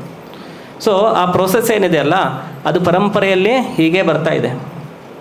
ನಮ್ದು ಯಾವ ಪರಂಪರೆ? ಬ್ರಹ್ಮ ಮಧ್ವ ಗೌಡಿಯ ಸಂಪ್ರದಾಯ. ನಮ್ಮ ಪರಂಪರೆ ಬ್ರಹ್ಮನಿಂದ ನಾರದರಿಂದ ವ್ಯಾಸರಿಂದ ಮಧ್ವರಿಂದ ಮತ್ತೆ ಬೇರೆ ಬೇರೆ ಆಚಾರ್ಯಗಳು, ಅದೇ ಲೈನಲ್ಲಿ ಚೈತನ್ಯ ಮಹಾಪ್ರಭುಗಳು, ಅದೇ ಲೈನಲ್ಲಿ ಮತ್ತೆ ಗೋಸ್ವಾಮಿಗಳು, ಮತ್ತು ಬೇರೆ ಬೇರೆ ಆಚಾರ್ಯರು, ಆಮೇಲೆ ಭಕ್ತಿವಿನೋದ್ ಠಾಕೂರು, ಆಮೇಲೆ ಭಕ್ತಿ ಸಿದ್ಧಾಂತ ಸರಸ್ವತಿ ಠಾಕೂರ್, ಆಮೇಲೆ ಪ್ರಭುಪಾದರು. ಸೊ ಅದೇನು ಪ್ರೋಸೆಸ್ ಬ್ರಹ್ಮನಿಗೆ ಕೊಟ್ಟಿದ್ರು, ಅದೇನು ವಿಧಾನ ಕೊಟ್ಟಿದ್ರಲ್ಲ, ಅದೇ ವಿಧಾನ ಇಂಟ್ಯಾಕ್ಟಾಗಿ ಇಲ್ಲಿವರೆಗೂ ಕಲಿಯುಗದವರೆಗೂ ಬಂದಿದೆ. ಎಷ್ಟೋ ಯುಗಗಳಾಗೋಗಿದೆ, ಎಷ್ಟೋ ಮಹಾಯುಗಗಳಾಗಿದೆ. ಒಂದು ಮಹಾಯುಗ ಅಂತಂತಂದರೆ, ಒಂದು ಬ್ರಹ್ಮನ ಒಂದು ದಿನ ಅಂತಂದರೆ ಸಹಸ್ರ ಯುಗ ಪರ್ಯಂತಂ ಅಹರ್ಯದ್ ಬ್ರಹ್ಮಣೋ ವಿದುಹು. ಸೊ ಬ್ರಹ್ಮನಿಗೆ ಒಂದು ದಿನ ಅಂತಂದರೆ 1,000 ಮಹಾಯುಗ. 1,000 ಮಹಾಯುಗ. ಒಂದು ಮಹಾಯುಗ ಅಂತಂತಂದರೆ 4 ಯುಗ ಸೇರಿಸಿ, ಕಲಿ, ಆಮೇಲೆ ದ್ವಾಪರ, ತ್ರೇತಾ, ಸತ್ಯ 4 ಸೇರಿಸಿದ್ರೆ ಅದು ಒಂದು ಮಹಾಯುಗ ಅಂತಾರೆ. ಅಂಥದ್ದು 1,000 ಸೇರಿಸಿದರೆ ಬ್ರಹ್ಮನಿಗೆ ಒಂದು ದಿನ, ಮತ್ತೊಂದು 1,000 ಸೇರಿಸಿದ್ರೆ ಬ್ರಹ್ಮನಿಗೆ ಒಂದು ರಾತ್ರಿ. ಆವಾಗ ಒಂದು 24 hours ಕಂಪ್ಲೀಟ್ ಆಯಿತು. ಅಂದರೆ 2,000 ಮಹಾಯುಗಗಳು ಸೇರಿಸಿದರೆ ಬ್ರಹ್ಮಂದು ಒಂದು ಡೇ ಆಯಿತು. ಅದೇ ಥರ 1 ತಿಂಗಳು, ಆಮೇಲೆ 12 ತಿಂಗಳು, ಅಂದರೆ 1 ವರ್ಷ, ಆ ಥರ ಎಷ್ಟೋ ವರ್ಷಗಳು. ಸೊ ಎಷ್ಟೋ ವರ್ಷಗಳ ಹಿಂದೆ ಹೇಗೆ ಬ್ರಹ್ಮ ತಪಸ್ಸು ಮಾಡಿ ಕೃಷ್ಣನನ್ನು ಸಾಕ್ಷಾತ್ಕಾರ ಮಾಡಿಕೊಂಡು, ಅದೇ ಥರ ನಾವು ಕೂಡ ಕಲಿಯುಗದಲ್ಲಿ ಎಷ್ಟು ನಾವು ಅನರ್ಹರಾಗಿದ್ದರೂ ಕೂಡ ನಮಗೇನು ಮಾಡಿದರೆ ಅದನ್ನು ಸಿಂಪ್ಲಿಫೈ ಮಾಡಿಕೊಟ್ಟಿದ್ದಾರೆ, ಅದನ್ನು ಸ್ವಲ್ಪ ಈಸಿ ಮಾಡಿಕೊಟ್ಟಿದ್ದಾರೆ. ಏನು ನಮ್ಮದು ಸಿಂಪಲ್ ಮೆಥಡು? ಹರೇ ಕೃಷ್ಣ ಕೃಷ್ಣ ಕೃಷ್ಣ ಹರೇ ಹರೇ, ಹರೇ ರಾಮ ರಾಮ ರಾಮ ಹರೇ ಹರೇ. ಸೊ ಈ ಮಂತ್ರವನ್ನು ನಾವು ಗುರುಗಳಿಂದ, ಪ್ರಭುಪಾದರಿಂದ ಪಡೆದುಕೊಂಡು ಅವರು ಹೇಳಿರೋ ವಿಧಾನದ ಮುಖಾಂತರ ಇದನ್ನು ನಾವು ಜಪ ಮಾಡಿದರೆ, ನಾವು ಕೂಡ ಒಂದು ದಿವಸ ಹೇಗೆ ಬ್ರಹ್ಮ ಕೃಷ್ಣನ ನೋಡಿದ್ರಲ್ವ, ನಾವು ಕೂಡ ಡೈರೆಕ್ಟಾಗಿ ಕೃಷ್ಣನನ್ನು ಆ ಥರ ನೋಡ್ಬೋದು. ಆಮೇಲೆ ಅದಕ್ಕೂ ಮುಂಚೆ ನಾನು ಈ ಶರೀರ ಅಲ್ಲ, ಶರೀರದ ಒಳಗಡೆ ಆತ್ಮ ಅಂಥೇಳಿ ನಾವು ಕೂಡ ಸಾಕ್ಷಾತ್ಕಾರ ಮಾಡ್ಕೋಬೋದು. ಆಮೇಲೆ ಶರೀರದೊಳಗಡೆ ಹೇಗೆ ಪರಮಾತ್ಮ ಇದ್ದಾನೆ ಅದನ್ನು ಕೂಡ ಸಾಕ್ಷಾತ್ಕಾರ ಮಾಡ್ಬೋದು. ಆಮೇಲೆ ಕೃಷ್ಣನನ್ನು ಪರ್ಸ್ನಲಿ ಕೂಡ ನಾವು ನೋಡ್ಬೋದು, ಫೇಸ್ ಟು ಫೇಸ್. ಈಗ ಹೇಗೆ ನಾವು ಈ ಥರ ಕೂತ್ಕೊಂಡಿದ್ದೆ ಅಲ್ವಾ, ಆ ಥರ ನಾವು ಈ ಲೈಫಲ್ಲಿ ಇರುವಾಗಲೇ, ಸತ್ಮೇಲಲ್ಲ. ಬ್ರಹ್ಮ ಸತ್ಮೇಲೆ ನೋಡಿದ್ರಾ? ಇಲ್ಲ. ಧ್ರುವ ಮಹಾರಾಜ್ ಸತ್ಮೇಲೆ ನೋಡಿದ್ರಾ? ಇಲ್ಲ. ಅವರು ಈ ಶರೀರದಲ್ಲಿ ಇದ್ದಾಗಲೇ ಅದನ್ನು ಸಾಕ್ಷಾತ್ಕಾರ ಮಾಡಿಕೊಂಡ್ರು. ಆಮೇಲೆ ಉಳಿದಿದ್ದ ಜೀವನವನ್ನು ನಡೆಸಿ ನೆಕ್ಸ್ಟ್ ಅವರು ಭಗವಂತನ ಧಾಮಕ್ಕೆ ಹೋದರು. ನಾರದ ಮುನಿ ಕೂಡ ನೋಡಿದ್ದಾರೆ. ಫಸ್ಟ್ ಸ್ಕಂದದಲ್ಲಿ ಬರುತ್ತೆ. ನಾರದ ಮುನಿ ಕೂಡ ಅವರು ಕೂಡ ನೋಡ್ತಾರೆ, ತಮ್ಮ ಹೃದಯದಲ್ಲಿ ಅವರು ವಿಷ್ಣುವಿನ ರೂಪವನ್ನು ನೋಡ್ತಾರೆ, ನಾರದ ಮುನಿ ಕೂಡ. ಸೊ ಇದೆಲ್ಲ ಅಸಾಧ್ಯವಾಗಿರೋದಲ್ಲ, ಇದೆಲ್ಲ ಸಾಧ್ಯ ಇದೆ, ನಮಗೆಲ್ರಿಗೂ ಸಾಧ್ಯ ಇದೆ. ಈಗ ನಾವು ಎಷ್ಟು ಜನ ಕೂತ್ಕೊಂಡಿದ್ರಲ್ವಾ, ಎಲ್ರಿಗೂ ಪಾಸಿಬಲ್ ಇದೆ ಇದು. ಕೇವಲ ನಾರದ ಮುನಿ ಅಥವಾ ಬ್ರಹ್ಮ ಅಥವಾ ನಾರದರಿಗಷ್ಟೇ ಅಲ್ಲ, ನಾವು ಅವರದೇ ಪರಂಪರೆಯಲ್ಲಿ ಇರೋದ್ರಿಂದ ಅದನ್ನೆಲ್ಲ ನಾವು ಪಕ್ಕ ಫಾಲೋ ಮಾಡಿದರೆ ನಾವು ಕೂಡ ಅದೇ ಸ್ಥಾನವನ್ನು ಪಡ್ಕೋಬೋದು. ಅದೇ ಸ್ಥಾನವನ್ನು ಪಡ್ಕೊಂಡು ನೆಕ್ಸ್ಟ್ ಜನ್ಮದಲ್ಲಿ ನಾವು ಕೃಷ್ಣನ ಜೊತೆನೇ ಇರ್ಬೋದು ಪರ್ಸ್ನಲ್ ಆಗಿ. ಹೇಗೆ ಕೃಷ್ಣ 5,000 ವರ್ಷ ಹಿಂದೆ ಇದು ಭೂಲೋಕಕ್ಕೆ ಬಂದಾಗ ವೃಂದಾವನದಲ್ಲಿ ಹೇಗೆ ತಮ್ಮ ಸಂಗಾತಿಗಳ ಜೊತೆ ಇದ್ದರು, ವೃಂದಾವನದಲ್ಲಾಗಲಿ ಅಥವಾ ಮಥುರಾದಲ್ಲಾಗಲಿ ಅಥವಾ ದ್ವಾರಕಾದಲ್ಲಾಗಲಿ ಅಥವಾ ಹಸ್ತಿನಾಪುರದಲ್ಲಾಗಲಿ. ಸೊ ಹೀಗೆ ಹಸ್ತಿನಾಪುರದಲ್ಲಿ ಹೇಗೆ ಪಾಂಡವರ ಜೊತೆ ಇದ್ದರು. ಸೊ ಆ ಥರ ನಾವು ಕೂಡ ಕೃಷ್ಣನ ನಿತ್ಯ ಸಂಗಾತಿಗಳಲ್ಲಿ ಒಬ್ಬರಾಗ್ಬೋದು. ಅದೆಲ್ಲರಿಗೂ ಪಾಸಿಬಲ್ ಇದೆ. ಕೇವಲ ನಾವು ಆ ಪ್ರೊಸೆಸನ್ನು ಫಾಲೋ ಮಾಡಬೇಕು. ಯಾರ ಮೇಲೆ ಡಿಪೆಂಡ್ ಇದೆ ಇದು? ಕೃಷ್ಣನ ಹತ್ರ ಹೋಗೋದು ನಮ್ಮ ಮೇಲೆ ಡಿಪೆಂಡ್ ಇದೆ. ನಾವು ಎಷ್ಟು ಸೀರಿಯಸ್ ಆಗಿರ್ತೇವೆ, ನಾವು ಎಷ್ಟು ಸಿನ್ಸಿಯರ್ ಆಗಿರ್ತೇವೆ, ನಮ್ಮ ಮೇಲೆ ನಾವು ಒಂದು ಲೈಫಲ್ಲಿ ಅಂದರೆ ಒಂದು ಲೈಫಲ್ಲಿ, ಅಥವಾ 100 ಜನ್ಮ ಅಂತಂದರೆ 100 ಜನ್ಮದಲ್ಲಿ. ಬಟ್ ಪ್ರಭುಪಾದರು ಏನು ಹೇಳಿದ್ದಾರೆ, ಇನ್ನೊಂದು ಜನ್ಮಕ್ಕೆ ನಾವು ವೇಟ್ ಮಾಡಬಾರ್ದು, ಇದೇ ಜೀವನದಲ್ಲಿ ನಾವು ಇದನ್ನು ಮುಗಿಸ್ಬೇಕು. ಅಂದರೆ ನಾವು ಅಷ್ಟು ಸೀರಿಯಸ್ ಆಗಿ ಅದನ್ನು ಪಾಲನೆ ಮಾಡಿದ್ರೆ ನಾವು ಒಂದೇ ಜನ್ಮದಲ್ಲಿ ಕೂಡ ನಾವು ಭಗವಂತನ ಹತ್ರ ಹೋಗ್ಬೋದು. ಸೊ ಈ ಶ್ಲೋಕದಲ್ಲಿ ಕೂಡ ತಾತ್ಪರ್ಯದಲ್ಲಿ ಪ್ರಭುಪಾದರು ಹೇಳ್ತಾ ಇದ್ದಾರೆ, ಪಾಂಡವರು ಭಗವಂತನ ನಿತ್ಯ ಸಂಗಾತಿಗಳು, ಆದರೆ ದೇವತೆಗಳು ಅವರು ಕೂಡ ಭಗವಂತನ ಸಂಗಾತಿಗಳು. ಬಟ್ ಅವರಿಗೆ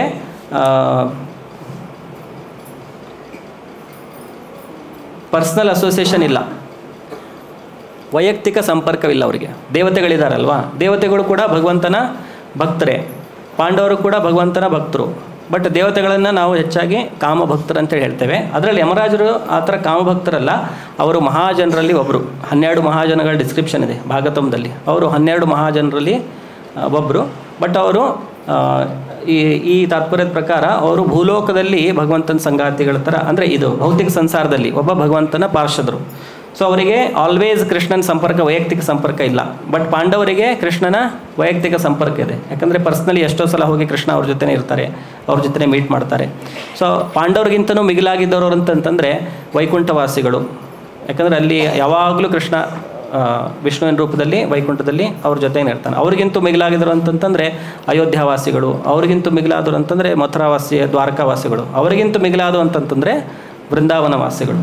ಸೊ ವೃಂದಾವನ ವಾಸಿಗಳಂತಂದರೆ ಅವರು ಹೈಯೆಸ್ಟ್. ಸೊ ಅದರಲ್ಲೂ ಮತ್ತೆ ವೃಂದಾವನದಲ್ಲಿ ಬೇರೆ ಬೇರೆ ಥರದ ಸಂಗಾತಿಗಳಿದ್ದಾರೆ. ಅಂದರೆ ಕೃಷ್ಣನ ಸೇವಕರಿದ್ದಾರೆ, ಕೃಷ್ಣನ ಮಿತ್ರರಿದ್ದಾರೆ, ಕೃಷ್ಣನ ತಂದೆ ತಾಯಿ ಮತ್ತು ತಂದೆ ತಾಯಿ ರೂಪದಲ್ಲಿರುವಂಥ ಬೇರೆ ಗೋಪಿಯರಿದ್ದಾರೆ. ಸೊ ಅವರೆಲ್ಲರೂ ಕಂಪೇರ್ ಮಾಡಿದ್ರೆ ಮತ್ತೆ ಅದರಲ್ಲಿ ಗೋಪಿಯರೇನಿದ್ದಾರೆ ಅವರು ಅತ್ಯುತ್ತಮ. ಅವರೆಲ್ಲದರಲ್ಲಿ ಮತ್ತೆ ಕಂಪೇರ್ ಮಾಡಿದ್ರೆ ಅದರಲ್ಲಿ Radharani is the super most. So ಕೃಷ್ಣನ ಎಲ್ಲ ಭಕ್ತರಲ್ಲಿ ಅತ್ಯಂತ ಉತ್ತಮವಾಗಿರೋ ಭಕ್ತರಂತ ಯಾರಂತಂದರೆ ಅದು ರಾಧಾರಾಣಿ. ಸೊ ಇಲ್ಲಿ ವಿದುರರ ಬಗ್ಗೆ ಡಿಸ್ಕ್ರಿಪ್ಷನ್ ಇದೆ. ಸೊ ವಿದುರರು ಮುಂಚೆ ಯಮರಾಜರು. ಆ್ಯಕ್ಚುಲಿ ಅವರಿಗೆ ಒಬ್ಬ ಮುನಿಯ ಶಾಪದಿಂದ ಇಲ್ಲಿ ಭೂಲೋಕದಲ್ಲಿ ವಿದುರನ ಜನ್ಮ ತಗೊಳ್ಳಿಕ್ಕೆ ಇದಾಗುತ್ತೆ. ಸೊ ಒಬ್ಬ ಮಾಂಡವ್ಯ ಮುನಿ ಅಂತೇಳಿ ಇರ್ತಾರೆ, ಒಬ್ಬರು ಮಾಂಡವ್ಯ ಮುನಿ. ಸೊ ಅವರಿಗೆ ಯಮರಾಜರು ಪನಿಷ್ಮೆಂಟ್ ಕೊಡ್ತಾರೆ. ಯಾಕಂದರೆ ಪ್ರತಿಯೊಬ್ಬರು ತಮ್ಮ ದೇಹ ತ್ಯಾಗ ಮಾಡಿದ ಮೇಲೆ ಯಮರಾಜ ಹತ್ರ ಹೋಗಿ, ಭಕ್ತರಿದ್ದರೆ ಅವರು ಹೋಗಲ್ಲ, ಡೈರೆಕ್ಟಾಗಿ ಭಗವಂತನ ಹತ್ರ ಹೋಗ್ತಾರೆ. ಸೊ ಅದರ್ವೈಸ್ ಏನೋ ತಪ್ಪು ಕೆಲಸ ಮಾಡಿದ್ರೆ ಆವಾಗ ಯಮರಾಜರ ಹತ್ರ ಹೋಗಿ ಯಮರಾಜ್ ನಮಗೆ ಡಿಸಿಷನ್ ಮಾಡ್ತಾರೆ ನೆಕ್ಸ್ಟ್ ಏನು ಅಂಥೇಳಿ. ಸೊ ಇಲ್ಲಿ ಇನ್ನೊಂದು ವಿಷಯ ಪ್ರಭುಪಾದ ಹೇಳಿದರೆ, ಅಂದರೆ ಇದು ಪೊಲೀಸ್ ಡಿಪಾರ್ಟ್ಮೆಂಟ್ ಇದ್ದಂಗೆ ಅಂಥೇಳಿ. ಸೊ ಪೊಲೀಸ್ ಡಿಪಾರ್ಟ್ಮೆಂಟ್ ಇದ್ದಂಗೆ. ಸೊ ಪೊಲೀಸರಿಗೆ ಯಾರು ಹೆದರ್ತಾರೆ? ಕಳ್ಳರು ಹೆದರ್ತಾರೆ. ನೀವು ಹೆದರ್ತೀವ ಪೊಲೀಸರಿಗೆ? ಇಲ್ಲ. ಯಾಕೆ? ನಾವು ತಪ್ಪು ಮಾಡಿರಲ್ಲ. ಆ್ಯಕ್ಚುಲಿ ಪೊಲೀಸರು ನಮಗೆ ಪ್ರೊಟೆಕ್ಷನ್ ಕೊಡ್ತಾರೆ ಅಲ್ವಾ? ಕಳ್ಳರಿಗೆ ಅವರು ಹಿಡ್ಕೊಂಡೋಗಿ ಪೊಲೀಸ್ ಸ್ಟೇಷನಲ್ಲಿ ಹಾಕಿ ಹೊಡಿತಾರೆ. ಬಟ್ ನಮಗೆ ಏನು ಮಾಡ್ತಾರೆ ಪೊಲೀಸರು? ಏನೇ ಪ್ರಾಬ್ಲಮ್ ಅದನ್ನು ಫೋನ್ ಮಾಡಿದರೆ ಅವ್ರು ಬಂದು ನಮಗೆ ಪ್ರೊಟೆಕ್ಷನ್ ಕೊಡ್ತಾರೆ. ಸೊ ಯಮರಾಜರಿಂದ ಭಕ್ತರಿಗೆ ಯಾವುದೇ ತರಹದ ಹೆದರಿಕೆ ಇಲ್ಲ. ಅವರು ಭಕ್ತರನ್ನು ಪ್ರೊಟೆಕ್ಟ್ ಮಾಡ್ತಾರೆ. ಅದರದ್ದು ನಮಗೆ ಭಾಗವತಂದಲ್ಲಿ ಗೊತ್ತಾಗುತ್ತೆ. ಯಾರ ಸ್ಟೋರಿಯಲ್ಲಿ ಗೊತ್ತಾಗುತ್ತೆ ಇದು? ಅಜಾಮಿಳ ಕಥೆಯಲ್ಲಿ. ಸೊ ಅಜಾಮಿಳನ ಕಥೆಯಲ್ಲಿ ಯಮದೂತರು ಬಂದು ಅವನು ಇಷ್ಟು ಪಾಪಕರ್ಮ ಮಾಡಿದಾನೆ ಅಂತೇಳಿ ಅವನ ಆತ್ಮವನ್ನು ಎಳ್ಕೊಂಡು ಹೋಗ್ತಿರ್ತಾರೆ. ಆವಾಗ ವಿಷ್ಣುದೂತರು ಬಂದು ಇಲ್ಲ, ನೀವು ಕರ್ಕೊಂಡು ಹೋಗಾಗಿಲ್ಲ, ಇವನು actually eligible to go to Vaikuntha ಅಂತೇಳಿ ಹೇಳ್ತಾರೆ. ಆಮೇಲೆ ಅವರಿಗೆ ಸ್ವಲ್ಪ ಕನ್ಫ್ಯೂಸ್ ಆಗಿಬಿಡುತ್ತೆ. ಯಾಕಂದರೆ ನಮ್ಮ ಲಿಸ್ಟ್ ಪ್ರಕಾರ ಇವನ ಹೆಸರಿದೆ, ಇವನಿಗೆ ತೊಗೊಂಡು ಹೋಗಬೇಕು. ಬಟ್ ಏನಾಯ್ತಿದು, ಇವನಿಗೆ ತೊಗೊಂಡು ಹೋಗ್ಬೇಕಂತೇಳಿ ಆರ್ಡ್ರ್ ಇತ್ತು. ಅಲ್ಲಿಂದ ಆರ್ಡ್ರ್ ಬರೋದ್ರೊಳಗೆ ಇಲ್ಲಿ ಬರೋದ್ರೊಳಗೆ ಏನೋ ಆಗಿಬಿಟ್ಟಿದೆ. ಮಧ್ಯದಲ್ಲಿ ಏನಾಗಿದೆ? ಅವನು ಭಗವಂತನ ಹೆಸರು ತೊಗೊಂಡ್ಬಿಟ್ಟಿದ್ದಾನೆ, ನಾರಾಯಣ ಅಂಥೇಳಿ. ಒಂದು ಸಲ ಜೋರಾಗಿ ಒಂದು ಮಗನ ಹೆಸರು ತೊಗೊಳ್ಳೋ ಬದಲಿಗೆ, ಅಂದರೆ ಮಗನ ಹೆಸರು ಅಂತೇಳಿ ತೊಗೊಂಡಿರ್ತಾನೆ, ಬಟ್ ಅದು ಒಂದು ನಾಮಭಾಸದ ರೂಪದಲ್ಲಿ ತೊಗೊಂಡಿರೋದ್ರಿಂದ ಅವನದೆಲ್ಲ ಏನಾಗುತ್ತೆ, ಪಾಪಗಳೆಲ್ಲ ನಾಶವಾಗಿ ಅವನು becomes eligible to go back to Vaikuntha. So ವಿಷ್ಣುದೂತರು ವಾಪಸ್ ಎಲ್ಲಿ ಹೋಗ್ತಾರೆ? ಮತ್ತೆ ಯಮರಾಜರ ಹತ್ರ ಹೋಗ್ತಾರೆ. ಸೊ ಯಮರಾಜರ ಹತ್ರ ಹೋಗಿ ಅವರು ಹೇಳ್ತಾರೆ, ಇನ್ನುವರೆಗೆ ನಮ್ಗೆ ಯಾರೂ ಸ್ಟಾಪ್ ಮಾಡಿರಲಿಲ್ಲ ನಮ್ಮ ಕೆಲಸ ಮಾಡೋದ್ರಲ್ಲಿ. ನಾವೆಲ್ಲೇ ಹೋದರೂ ಆರಾಮಾಗಿ ನಾವು ಕರ್ಕೊಂಡು ಬಂದುಬಿಡ್ತಿದ್ವಿ. ಈ ಸಲ ನೋಡಿದ್ರೆ ಯಾರೋ ಬಂದರು, ಅವರು ತುಂಬ ಸುಂದರವಾಗಿದ್ದರು, 4 ಕೈಗಳಿದ್ದು, ಶಂಖಚಕ್ರ ಎಲ್ಲ ಹಿಡ್ಕೊಂಡಿದ್ರು. ಅವ್ರು ಹೇಳಿದರು ಇಲ್ಲ, ಎತ್ಕೊಂಡು ಹೋಗೋಗಿಲ್ಲ ಅಂಥೇಳಿ. ಸೊ ಆವಾಗ ಯಮರಾಜರು ಹೇಳ್ತಾರೆ, ನೀವು ಭಕ್ತರನ್ನು ಯಾವಾಗೂ ಏನು ಮಾಡಬಾರ್ದು, ನೀವು ಅದನ್ನು ಅವರಿಗೆ ಯಮಲೋಕಕ್ಕೆ ಅಲ್ಲಿ ಕರ್ಕೊಂಡು ಬರುವಂಥ ಅವರಿಗೆ ಅವಶ್ಯಕತೆ ಇಲ್ಲ ಅಂತೇಳಿ. ಸೊ ಭಕ್ತರಿಗೆ ಯಾವತ್ತೂ ಏನು ಇದರಿಂದ ಹೆದರಿಕೆ ಇಲ್ಲ, ಯಮರಾಜನಿಂದ ಹೆದರಿಕೆ ಇಲ್ಲ. ಬಟ್ ಯಾರು ಅಭಕ್ತರಿರ್ತಾರೆ, ಯಾರು ಪಾಪಕರ್ಮ ಮಾಡಿದ್ದಾರೆ, ಅವರು ಯಮರಾಜನಿಂದ ಹೆದರಬೇಕು. ಸೊ ಈ ಮಾಂಡವ್ಯ ಮುನಿ ಒಂದು ಸಲ ಏನು ಮಾಡಿರ್ತಾರೆ, ಅವರು ಕೇಳ್ತಾರೆ ಯಮರಾಜನಿಗೆ, ಯಾಕೆ ಅಂದರೆ ಅವರಿಗೆ ಶಿಕ್ಷೆ ಕೊಡ್ತಾರೆ. ಅದು ಶೂಲಿ ಅಂಥೇಳಿ, ಶೂಲ ಶಿಕ್ಷೆ ಅಂಥೇಳಿ, ಒಂದು ಚೂಪಾದ ಆಬ್ಜೆಕ್ಟನ್ನು ಅದು ಮಲವಿಸರ್ಜನೆ ಮಾಡೋ ಸ್ಥಾನದಿಂದ ಅದನ್ನು ಹಾಕಿ ತಲೆಯಿಂದ ಅದನ್ನು ತೆಗೆಯೋದು, ಈ ಥರ ಶಿಕ್ಷೆ ಕೊಟ್ಟಿರ್ತಾರೆ ಅವರಿಗೆ. ಸೊ ಅವಾಗ ಅವರು ಯಾಕಂದರೆ ಅವರು ಒಬ್ಬರು ಮುನಿ ಇರ್ತಾರೆ, ಅವರೆಲ್ಲ ಒಳ್ಳೆಯ ಕೆಲಸಗಳನ್ನೇ ಮಾಡಿರ್ತಾರೆ, ಭಗವಂತನ ಧ್ಯಾನ ಎಲ್ಲ ಮಾಡಿರ್ತಾರೆ. ಸೊ ಅವಾಗ ಅವರು ಒಂದು ಸಲ ಏನು ಹೇಳ್ತಾರೆ, ನೀನು ಚಿಕ್ಕವನಾಗಿದ್ದಾಗ, ಸಣ್ಣ ಹುಡುಗನಾಗಿದ್ದಾಗ ಒಂದು ಇರುವೆಯನ್ನು ಸೂಜಿ ತಗೊಂಡು ನೀನು ಈ ಥರ ನೀನು ಮಾಡಿದ್ದಿ, ಅದ್ರ ಸಲುವಾಗಿ ನಿನಗೆ ಆ ಥರ ಶಿಕ್ಷೆ ಅಂಥೇಳಿ ಹೇಳ್ತಾರೆ. ಸೊ ಆವಾಗ ಅವರು ಕೂಡ ಅವರನ್ನು ಕರ್ಸ್ ಮಾಡ್ತಾರೆ, ಅವರು ಕೂಡ ಶಾಪ ಹಾಕ್ತಾರೆ, ನಿನಗೆ ಸರಿಯಾದ ಇದಿಲ್ಲ, ಯಾವುದಕ್ಕೆ ಶಿಕ್ಷೆ ಕೊಡಬೇಕು, ಯಾವುದಕ್ಕೆ ಶಿಕ್ಷೆ ಕೊಡಬಾರ್ದು, ನಾನು ಅಜ್ಞಾನದಲ್ಲಿದ್ದೆ. ಸೊ ಅವರು ಶಾಪ ಕೊಡ್ತಾರೆ, ನೀನು ಒಬ್ಬ ಶೂದ್ರನಾಗಿ ಜನ್ಮ ತಗೋಬೇಕಂತೇಳಿ. ಸೊ ಅವರು ವಿದುರನ ರೂಪದಲ್ಲಿ ಜನ್ಮ ತಗೊಳ್ತಾರೆ. ಅಂದರೆ ಇದು ಕರ್ಮದ ನಿಯಮಗಳು ಎಷ್ಟು ಕಠೋರವಾಗಿದೆ ಅಂತಂತಂದರೆ, ಒಬ್ಬ ಚಿಕ್ಕ ಮಗು ಅಜ್ಞಾನದಲ್ಲಿ ಮಾಡಿದರೂ ಕೂಡ ಅವರಿಗೆ ಆ ಶಿಕ್ಷೆಯನ್ನು ಅನುಭವಿಸಬೇಕಾಯಿತು. ಸೊ ಪ್ರಭುಪಾದ ಹೇಳ್ತಾರೆ, ಈಗ ಗೊತ್ತಿದ್ದು ಎಷ್ಟೋ ಜನ ಎಷ್ಟೋ ಪ್ರಾಣಿಗಳನ್ನು ಕೊಲ್ತಾ ಇದ್ದಾರೆ, ಸ್ಲಾಟರ್ ಹೌಸಸ್. ಅಂದರೆ ಇದು ಕಸಾಯಿಖಾನೆಗಳಿರುತ್ತಲ್ವ, ಸೊ ಅದರಲ್ಲಿ ಎಷ್ಟೋ ಜನ ದೊಡ್ಡವರೇ, ಚಿಕ್ಕ ಮಕ್ಕಳೇನಲ್ಲ ಅವರು, ಎಲ್ಲ ಗೊತ್ತಿರೋರೆ, ತಿಳುವಳಿಕೆ ಇರೋರೆ, ಅವರು ಕೂಡ ಎಷ್ಟು ಪ್ರಾಣಿಗಳನ್ನು ಕೊಲ್ತಾ ಇದ್ದಾರೆ ಅಂತಂತಂದರೆ, ಸೊ ಅವ್ರ ಪರಿಸ್ಥಿತಿ ಏನಾಗುತ್ತೆ ಮುಂದೆ ಅಂಥೇಳಿ. So ignorance is not excuse. ಅಜ್ಞಾನದಲ್ಲಿ ನಾನು ಮಾಡಿದೆ ಅಂಥೇಳಿ ಅದು ಎಕ್ಸ್ಕ್ಯೂಸ್ ಇಲ್ಲ. ಬಟ್ ಯಾರು ಕೃಷ್ಣನಿಗೆ ಶರಣಾಗ್ತಾರೆ, ಭಗವದ್ಗೀತೆಯಲ್ಲಿ ಕೃಷ್ಣ ಹೇಳಿದ್ದಾರೆ, ಸರ್ವಧರ್ಮಾನ್ ಪರಿತ್ಯಜ್ಯ ಮಾಮೇಕಂ ಶರಣಂ ವ್ರಜ ಅಹಂ ತ್ವಾಂ ಸರ್ವ ಪಾಪೇಭ್ಯೋ ಮೋಕ್ಷಯಿಷ್ಯಾಮಿ. ನಾನು ಎಲ್ಲ ಪಾಪಗಳಿಂದ ನಿನ್ನನ್ನು ರಕ್ಷಿಸ್ತೇನೆ. ಸೊ ಅದು ಕೃಷ್ಣನಿಗೆ ಶರಣಾಗುವ ವಿಧಿ ಏನಂತಂತಂದರೆ ಗುರುಗಳಿಗೆ ಶರಣಾಗೋದು.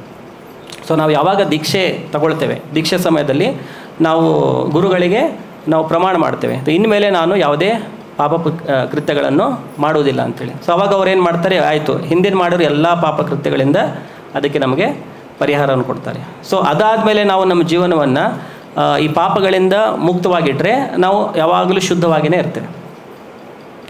ಅದೇ ಶುದ್ಧ ಚೇತನೆಯನ್ನು ನಾವು ಮೇಂಟೈನ್ ಮಾಡ್ತಾ ಹೋದರೆ, ಜಪ ಮಾಡ್ತಾ ಇದ್ದರೆ, ಅದು ಮತ್ತೆ ಹಳೇದೇನಿದೆ ನಮ್ಮ ಚೇತನೆಯಲ್ಲಿ ಕೂಡಿರುವಂಥ ಏನೇನೋ ಕೆಟ್ಟ ಇದಿದೆ ಅದು ಕೂಡ ಕ್ಲೀನ್ ಆಗ್ತಾ ಹೋಗಿ ಒಂದು ಪಾಯಿಂಟಿಗೆ ನಾವು ಪ್ಯೂರ್ ಆದರೆ ಆವಾಗ ನಮಗೆ ಭಗವಂತನ ಸಾಕ್ಷಾತ್ಕಾರವಾಗುತ್ತೆ. ಸೊ ಆ ಮುಖಾಂತರ ನಾವು ಈ ಮನುಷ್ಯ ಜೀವನವನ್ನು ಪರ್ಫೆಕ್ಟ್ ಮಾಡಿಕೊಂಡು ಮತ್ತೆ ಇನ್ನೊಂದು ತಾಯಿಯ ಗರ್ಭದಲ್ಲಿ ಜನ್ಮ ತಗೊಳ್ಳದೆ ಡೈರೆಕ್ಟಾಗಿ ನಾವು ಎಲ್ಲಿ ಹೋಗ್ಬೋದು, ಭಗವಂತನ ಲೋಕಕ್ಕೆ ಹೋಗ್ಬೋದು. ಸೊ ಇಲ್ಲಿ ನಾವು ಸ್ಟಾಪ್ ಮಾಡುವ. ಶ್ರೀಲ ಪ್ರಭುಪಾದಕಿ. ಏನಾದರೂ ಪ್ರಶ್ನೆಗಳಿದ್ದರೆ we can discuss. Hare Krishna. ಸ್ವಲ್ಪ ಜೋರಾಗಿ ಹೇಳಿ, ಕೇಳಿಸ್ತಾ ಇಲ್ಲ. ಹಾಂ, ಆತ್ಮದ ಕ್ವಾಲಿಟಿ, ಆತ್ಮಕ್ಕೆ ಭಗವದ್ಗೀತೆಯಲ್ಲಿ ತುಂಬ ಗುಣಗಳನ್ನು ಡಿಸ್ಕ್ರೈಬ್ ಮಾಡಿದ್ದಾರೆ. ಒಂದು 3 ಇಂಪಾರ್ಟೆಂಟ್ ಅಂದರೆ ಅದರ ಸಬ್ಸ್ಟೆನ್ಸ್ ಏನಂತಂದರೆ ಸತ್, ಚಿತ್ ಮತ್ತು ಆನಂದ. ಸತ್ ಅಂತಂತಂದರೆ ಅದಕ್ಕೆ ಆದಿ ಮತ್ತು ಅಂತ್ಯ ಅನ್ನೋದಿಲ್ಲ, ಅದಕ್ಕೆ ಸತ್ ಅಂತಾರೆ. ಇದು ಶರೀರ ಅಂತಂದರೆ ಇದು ಅಸತ್. ಇದು ಅಸತ್ ಅಂದರೆ ಇದಕ್ಕೊಂದು ಆದಿ ಇದೆ, ಒಂದು ಅಂತ ಇದೆ. ಸೊ ಅದು ಅಸತ್. ಸತ್ ಅಂತಂದರೆ ಅದಕ್ಕೆ ಆದಿನೂ ಇಲ್ಲ, ಅಂತನೂ ಇಲ್ಲ. ಅಂದರೆ ಟೈಮಲ್ಲಿ ಬಿಗಿನಿಂಗ್ ಎಂಡ್ ಅನ್ನೋದಿಲ್ಲ, ಅದು ಶಾಶ್ವತವಾಗಿದೆ, ಯಾವಾಗಲೂ ಇದೆ. ಹೇಗೆ ಭಗವಂತನಿಗೆ ಆದಿ ಅಂತ ಇದ್ದಲ್ವಾ, ಭಗವಂತ ಅಂದರೆ ಯಾವಾಗಲೂ ಇದ್ದಾನೆ. ಭಗವಂತ ಈಗ ಜನ್ಮ ತೊಗೊಂಡ ಅಥವಾ ಈಗ ಸಾಯ್ತಾನೆ ಅಂತೇಳಿಲ್ಲ, ಆಲ್ವೇಸ್ ಹೀ ಈಸ್ ದೇರ್.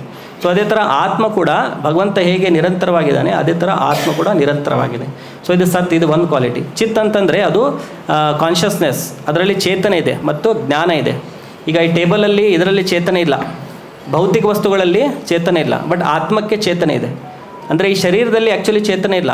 ಒಂದು ಡೆಡ್ ಬಾಡಿ ನೋಡಿದರೆ ನಮ್ಗೆ ಗೊತ್ತಾಗುತ್ತೆ, ಸೇಮ್ ಇದೆ ಅದು, ಮುಂಚೆ ಸಾಯೋಕ್ಕಿಂತ ಮುಂಚೆ ಹೇಗಿತ್ತು ಶರೀರ ಹಾಗೇ ಇದೆ, ಬಟ್ ಅದರಲ್ಲಿ ಚೇತನ ಇಲ್ಲ.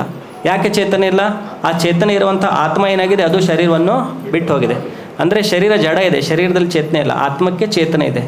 ಸೊ ಇದು ಶಾಶ್ವತವಾಗಿದೆ, ಆತ್ಮಕ್ಕೆ ಚೇತನ ಇದೆ, ಮತ್ತು ಆತ್ಮ ಏನಿದೆ ಯಾವಾಗಲೂ ಆನಂದಮಯವಾಗಿರುತ್ತೆ.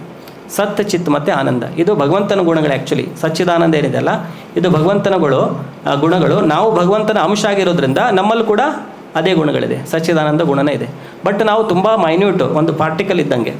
ಸೊ ಅದರಿಂದಾಗಿ ನಮ್ಮಲ್ಲಿ ಆ ಜ್ಞಾನ ಏನಿದೆ ಅಲ್ಲ, ಅದನ್ನು ಕವರ್ ಮಾಡೋ ಪಾಸಿಬಿಲಿಟಿ ಇದೆ. ನಮ್ಮದು ಜ್ಞಾನ ಕವರ್ ಆಗಿ ನಾವು ಅಜ್ಞಾನದಲ್ಲಿ ಒಳಗಾಗುವಂಥ ಸಾಧ್ಯತೆ ಇದೆ ನಮ್ಮದು, because of minute size. So ಅವಾಗೇನಾಗುತ್ತೆ, ನಾವು ಈ ಭೌತಿಕ ಸಂಸಾರದಲ್ಲಿ ಬರ್ತೇವೆ. ಆವಾಗ ಅದಕ್ಕೆ ಭೌತಿಕ ಇಂದ್ರಿಯಗಳು ಡೆವಲಪ್ ಆಗುತ್ತೆ. ಅದೇ ಭೌತಿಕ ಇಂದ್ರಿಯ, ಶರೀರ ಯಾವ ಥರ ಶರೀರ ಇರುತ್ತೆ ಆ ಥರ ನಮಗೆ ಇದು ಸಿಗುತ್ತೆ. ಅಂದರೆ ಪ್ರಾಣಿಯ ಶರೀರ ಆಗಲಿ ಅಥವಾ ಮನುಷ್ಯನ ಶರೀರ ಆಗಲಿ, ಪಕ್ಷಿಯ ಶರೀರ ಆಗಲಿ. ಸೊ ಅದು ಶರೀರ ಏನಿದೆಲ್ಲ ಅದು ಜಡ ಇದೆ, ಇದ್ರದ್ದು ಅಪೋಸಿಟ್ ಇರೋದು ಅಸತ್. ಅದಕ್ಕೆ ಒಂದು ಸ್ಟಾರ್ಟ್ ಡೇಟ್, ಎಂಡ್ ಡೇಟ್ ಇದೆ. ಆಮೇಲೆ ಅದರಲ್ಲಿ ಚೇತನ ಇಲ್ಲ, ಆಮೇಲೆ ಅದು ಆನಂದಮಯವಾಗಿಲ್ಲ. ಆ್ಯಕ್ಚುಲಿ ಶರೀರ ಅಂದರೆ ಯಾವಾಗಲೂ ಏನೋ ಒಂದು ತೊಂದರೆ ಕೊಡ್ತಾನೆ ಇರುತ್ತೆ. ಬಟ್ ನಾವು ಮಾಯೆಯಲ್ಲಿ ಏನಂತ ತಿಳ್ಕೊಳ್ತೇವೆ, ಈ ಶರೀರದಿಂದ ನಮಗೆ ಸುಖ ಸಿಗ್ತಾ ಇದೆ ಅಂತೇಳಿ ನಾವು ತಿಳ್ಕೊಳ್ತೇವೆ. ಆ್ಯಕ್ಚುಲಿ ಶರೀರ ಎಷ್ಟೋ ನಮಗೆ ಕಷ್ಟಗಳನ್ನು ಕೊಡುತ್ತೆ, ಎಷ್ಟೋ ರೋಗಗಳು ಬರುತ್ತೆ, ನೋವು ಬರುತ್ತೆ, ಆಮೇಲೆ ಮನಸ್ಸಿಗೂ ಕೂಡ ಎಷ್ಟೋ ಬೇರೆ ಬೇರೆ ಪ್ರಾಬ್ಲಮ್ಸ್ ಬರುತ್ತೆ. ಸೊ ಈ ಶರೀರ ಏನಿದೆ ಇದು ನಿರಾನಂದಮಯವಾಗಿದೆ, ಆನಂದಮಯ ಅಲ್ಲ. ಆತ್ಮ ಏನಿದೆ ಇದು ಟೋಟಲ್ ಅಪೋಸಿಟ್. ಬಟ್ ನಾವು ಹುಡುಕ್ತಾ ಇರೋದು ಇದು ಮೂರೇ. ನಾವು ಹುಡುಕ್ತಾ ಇರೋದು ಶಾಶ್ವತತೆಯನ್ನು ಹುಡುಕ್ತಾ ಇದ್ದೇವೆ, ಆಮೇಲೆ ಯಾವಾಗಲೂ ನಮಗೆ ಜ್ಞಾನ, ಚೇತನೆ ಮತ್ತು ನಾವು ಆನಂದವನ್ನು ಹುಡುಕ್ತಾ ಇದ್ದೇವೆ. ಬಟ್ ನಾವು ಅಪೋಸಿಟ್ ಎನ್ವೈರ್ಮೆಂಟಲ್ಲಿ ಇರೋದು. ಆ ಎನ್ವೈರ್ಮೆಂಟಲ್ಲಿ ಅದು ಸಿಗೋ ಸಾಧ್ಯತೆ ಇಲ್ಲ. ಸೊ ಯಾವಾಗ ಆತ್ಮಕ್ಕೆ ಈ ಜ್ಞಾನ ಬರುತ್ತೆ ಆವಾಗ ಅದು ಭೌತಿಕ ವಿಷಯಗಳನ್ನು ತಿಳ್ಕೊಳ್ಳಿಕ್ಕೆ ಜಿಜ್ಞಾಸೆ ಉಂಟಾಗುತ್ತೆ. ಅಥಾತೋ ಬ್ರಹ್ಮ ಜಿಜ್ಞಾಸ ಅಂತ ಹೇಳ್ತಾರೆ. ಸೊ ಆವಾಗ ಗುರು ಕೃಷ್ಣ ಕೃಪೆಯಿಂದ ಭಾಗ್ಯವಂತ ಆತ್ಮರಿದ್ದರೆ ಅವರು ಕೃಷ್ಣನ ಮತ್ತು ಗುರುವಿನ ಸಂಪರ್ಕದಲ್ಲಿ ಬಂದು ಆಮೇಲೆ ಭೌತಿಕ ಜ್ಞಾನವಲ್ಲ, ಆಧ್ಯಾತ್ಮಿಕ ಜ್ಞಾನವನ್ನು ಪಡ್ಕೊಂಡು ಒಂದು ವಿಧಾನವನ್ನು ಪಾಲನೆ ಮಾಡಿ ಅವರು ಭಗವಂತನ ಹತ್ರ ಹೋಗ್ಬೋದು. ಹಾಂ, ಇಲ್ಲ ಇಲ್ಲ, ವಿಷ್ಣುವಿನ ದಶಾವತಾರದಲ್ಲಿ ಕೃಷ್ಣನ ಹೆಸರಿಲ್ಲ. ಒರಿಜಿನಲಿ ಇದು ಬರುತ್ತೆ ದಶಾವತಾರ ಸ್ತೋತ್ರ ಅಂತೇಳಿದೆ, ಅದು ಜಯದೇವ ಗೋಸ್ವಾಮಿ ಅವ್ರದ್ದು ಬರೆದಿರೋದು. ಅದರಲ್ಲಿ ಕೃಷ್ಣಂದು ಇದಿಲ್ಲ. ಅಲ್ಲಿರೋದು ಫಸ್ಟು ಮತ್ಸ್ಯ, ದೆನ್ ಕೂರ್ಮ, ಆಮೇಲೆ ವಾಮನ, ಆಮೇಲೆ ನರಸಿಂಹ. ಇಲ್ಲ, ಮತ್ಸ್ಯ, ಕೂರ್ಮ, ವರಾಹ, ನರಸಿಂಹ, ವಾಮನ, ಪರಶುರಾಮ, ರಾಮ, ಬಲರಾಮ, ಆಮೇಲೆ ಬುದ್ಧ, ಕಲ್ಕಿ. ಆಮೇಲೆ ಇದೆಲ್ಲ ಹೇಳೋದು, ಇದೆಲ್ಲ ಕೃಷ್ಣನ ಅವತಾರಗಳಂತೆ. ಕೇಶವ, ಧೃತ, ಕಲ್ಕಿ ಶರೀರ. ಕೇಶವ ಅಂದರೆ ಕೃಷ್ಣನ ಇನ್ನೊಂದು ಹೆಸರು. ಕೇಶವ, ಧೃತ, ಕಲ್ಕಿ ಶರೀರ. ಕೇಶವ, ಧೃತ, ರಾಮ ಶರೀರ. ಕೇಶವ, ಧೃತ, ಭೃಗುಪತಿ ರೂಪ. ಕೇಶವ, ಧೃತ, ನರಹರಿ ರೂಪ. ಅಂದರೆ ಕೃಷ್ಣ ಮತ್ಸ್ಯ ರೂಪದಲ್ಲಿ ಬಂದ, ಕೃಷ್ಣ ವರಾಹ ರೂಪದಲ್ಲಿ ಬಂದ, ಕೃಷ್ಣ ಇದು ಕೂರ್ಮ ರೂಪದಲ್ಲಿ ಬಂದ. ಆ್ಯಕ್ಚುಲಿ ಇದೆಲ್ಲ ಡಿಸ್ಕ್ರೈಬ್ ಮಾಡ್ತಾಯಿದ್ರು ಕೃಷ್ಣನನ್ನು. ಇದು ದಶಾವತಾರದ glorification. It is Krishna's glorification. Krishna ಯಾರು? Who accepted the form of fish, who accepted the form of different, Rama, Balarama, ಕಲ್ಕಿ. ಸೊ ಇದೆಲ್ಲ ಆ್ಯಕ್ಚುಲಿ ಒರಿಜಿನಲ್ ಇರೋದು ಕೃಷ್ಣನ ಬಗ್ಗೆ. ಆಮೇಲೆ ಭಾಗವತಂದಲ್ಲೂ ಇದೆ. ಭಾಗವತಂದು ಫಸ್ಟ್ ಕ್ಯಾಂಟೋದು 3ನೇ ಸ್ಕಂದ ಇದೆ, 3ನೇ ಚಾಪ್ಟರ್. ಅದರದ್ದು ಹೆಡ್ ಟೈಟಲೇ, ಇದರದ್ದು ಟೈಟಲ್ ಇದೆ ಅಲ್ವಾ, ಪಾಂಡವರಿಗೆ ಸಕಾಲಿಕ ನಿವೃತ್ತಿ ಅಂತೇಳಿ. ಆ ಥರ ಅದರದ್ದು ಅಧ್ಯಾಯದ ಹೆಸರೇ Krishna is the source of all incarnation. Krishna ಎಲ್ಲ ಅವತಾರಗಳ ಮೂಲ ಅಂತೇಳಿ ಅದರದ್ದು ಅಧ್ಯಾಯದ ಹೆಸರೇ.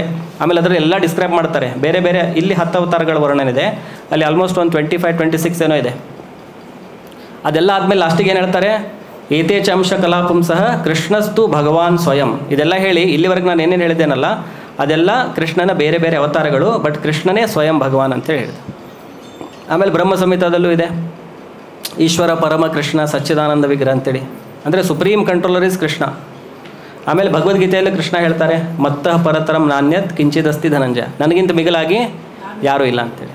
So originally it is Krishna only.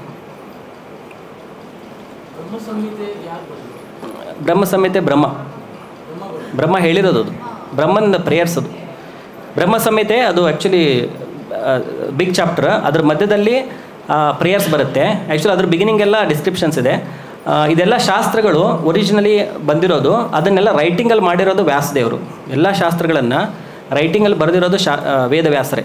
ಅಂದರೆ ಅದು ಶ್ರುತಿ ಅಂತೇಳಿ ಹೇಳ್ತಾರೆ ಅದನ್ನು. ಶ್ರುತಿ ಅಂತಂದರೆ ಈಗ ನಾವು ಹೇಳ್ತಾ ಇದ್ದೇವೆ, ನೀವು ಕೇಳಿದ್ದೀರಾ. ಸೊ ಹಿಂದಿನ ಕಾಲದಲ್ಲಿ ದೇ ಯೂಸ್ ಟು ರಿಮೆಂಬರ್, ಅವ್ರ ಜ್ಞಾಪಕ ಶಕ್ತಿ ಇಷ್ಟಂತಂದರೆ ಅದು ಕೇವಲ ಓರಲ್ ಟ್ರೆಡಿಷನಲ್ಲೇ ಪಾಸ್ ಆಗ್ತಾ ಬರ್ತಿತ್ತು. ಬಟ್ ಕಲಿಯುಗದ ಬಿಗಿನಿಂಗಲ್ಲಿ ಇದು ನೆನಪಿನ ಶಕ್ತಿ ಜನರಿಗೆ ಇರಲ್ಲ ಅಂಥೇಳಿ ವ್ಯಾಸದೇವರು ಅವರದನ್ನು ಬರೆದಿಟ್ರು, ಎಲ್ಲವನ್ನು ಬರೆದ್ರು. ಎಲ್ಲ ವೇದಗಳನ್ನು, ಪುರಾಣಗಳನ್ನು, ಆಮೇಲೆ ಬ್ರಹ್ಮಸೂತ್ರ, ಉಪನಿಷತ್ತು, ಭಾಗವತಮ್ ಎಲ್ಲ ಅವರು ಅದನ್ನು ಬುಕ್ಕಿನ ಮುಖಾಂತರ ಬರೆದು. ಬುಕ್ ಅಂದರೆ ಈ ಥರ ಬುಕ್ ಅಲ್ಲ, ಅವಾಗೆಲ್ಲ ತಾಳೆಗರೆಯಲ್ಲಿ ಬರೆದಿದ್ದು. ಆಮೇಲೆ ಡೆವಲಪ್ ಆಗ್ತಾ ಈಗೆಲ್ಲ ಪುಸ್ತಕದ ರೂಪದಲ್ಲಿ ಅದು ಬರ್ತಾಯಿದೆ. ಒಂದು 400-500 ವರ್ಷಗಳ ಹಿಂದೆಲ್ಲ ಚೈತನ್ಯ ಮಹಾಪ್ರಭುಗಳ ಟೈಮ್ಗಳೆಲ್ಲ ಅದನ್ನೆಲ್ಲ ತಾಳೆಗರೆಯಲ್ಲೇ ಬರ್ತಿದ್ರು. ಆಮೇಲೆ ಕಾಪಿ ಮಾಡೋದೆಲ್ಲ ಅವಾಗ ಆಪ್ಷನ್ ಇರಲ್ಲ, ಪ್ರಿಂಟ್ ಎಲ್ಲ ಆಪ್ಷನ್ ಇರಲ್ಲ. ಬ್ರಹ್ಮ ಸಂಹಿತೆ ಅವರು ಸೌತ್ ಇಂಡಿಯನ್ ಟೂರಿಗೆ ಬಂದಾಗ ಯಾವುದೋ ಒಂದು ದೇವಸ್ಥಾನದಲ್ಲಿ ಅಲ್ಲಿ ಸಿಗುತ್ತೆ ಅವರಿಗೆ. ಆ ಕಾಪಿಯನ್ನು ಅವರು ಕಾಪಿ ಮಾಡಿಕೊಂಡು ತೊಗೊಂಡು ಹೋಗ್ತಾರೆ. ಮತ್ತೊಂದು ಕೃಷ್ಣ ಕರುಣಾಮೃತ ಅಂತೇಳಿ 2 ಪುಸ್ತಕ ಅಲ್ಲಿಂದ ತೊಗೊಂಡು ಹೋಗ್ತಾರೆ. ಆಮೇಲೆ ಚೈತನ್ಯ ಮಹಾಪ್ರಭು ಹೇಳಿದ್ರು, ಇದೆರಡು ಡಿವೋಟೀಸಿಗೆ, ಸ್ಪೆಷಲಿ ಗೌಡೆ ವೈಷ್ಣವಸಿಗೆ ಇದು ವೆರಿ 2 ಇಂಪಾರ್ಟೆಂಟ್ ಬುಕ್ಸ್ ಅಂತೇಳಿ ಹೇಳಿದ್ದಾರೆ, ಬ್ರಹ್ಮ ಸಂಹಿತ ಮತ್ತು ಕೃಷ್ಣ ಕರುಣಾಮೃತ ಅಂತೇಳಿ. ಪ್ರಭಾಸ ಅಂದರೆ ಇದು ಪ್ರಯಾಗ್ ಅನಿಸುತ್ತೆ ಮೋಸ್ಟ್ಲಿ. ಇದು ಪ್ರಯಾಗ್ ಅಲ್ಲ, ಪ್ರಭಾಸ್ ಅಂದರೆ ಪ್ರಯಾಗ್. ಹಾಂ, ಅಲಹಾಬಾದ್ ಅಂತಾರಲ್ಲ ಈಗ, ಪ್ರಯಾಗ್ರಾಜ್. ಪ್ರಭುಪಾದರಲ್ಲಿದ್ದರು, ಪ್ರಯಾಗ್ ಫಾರ್ಮಸಿ ಅಂತೇಳಿ ಪ್ರಭುಪಾದರದು ಫಾರ್ಮಸಿ ಇತ್ತು.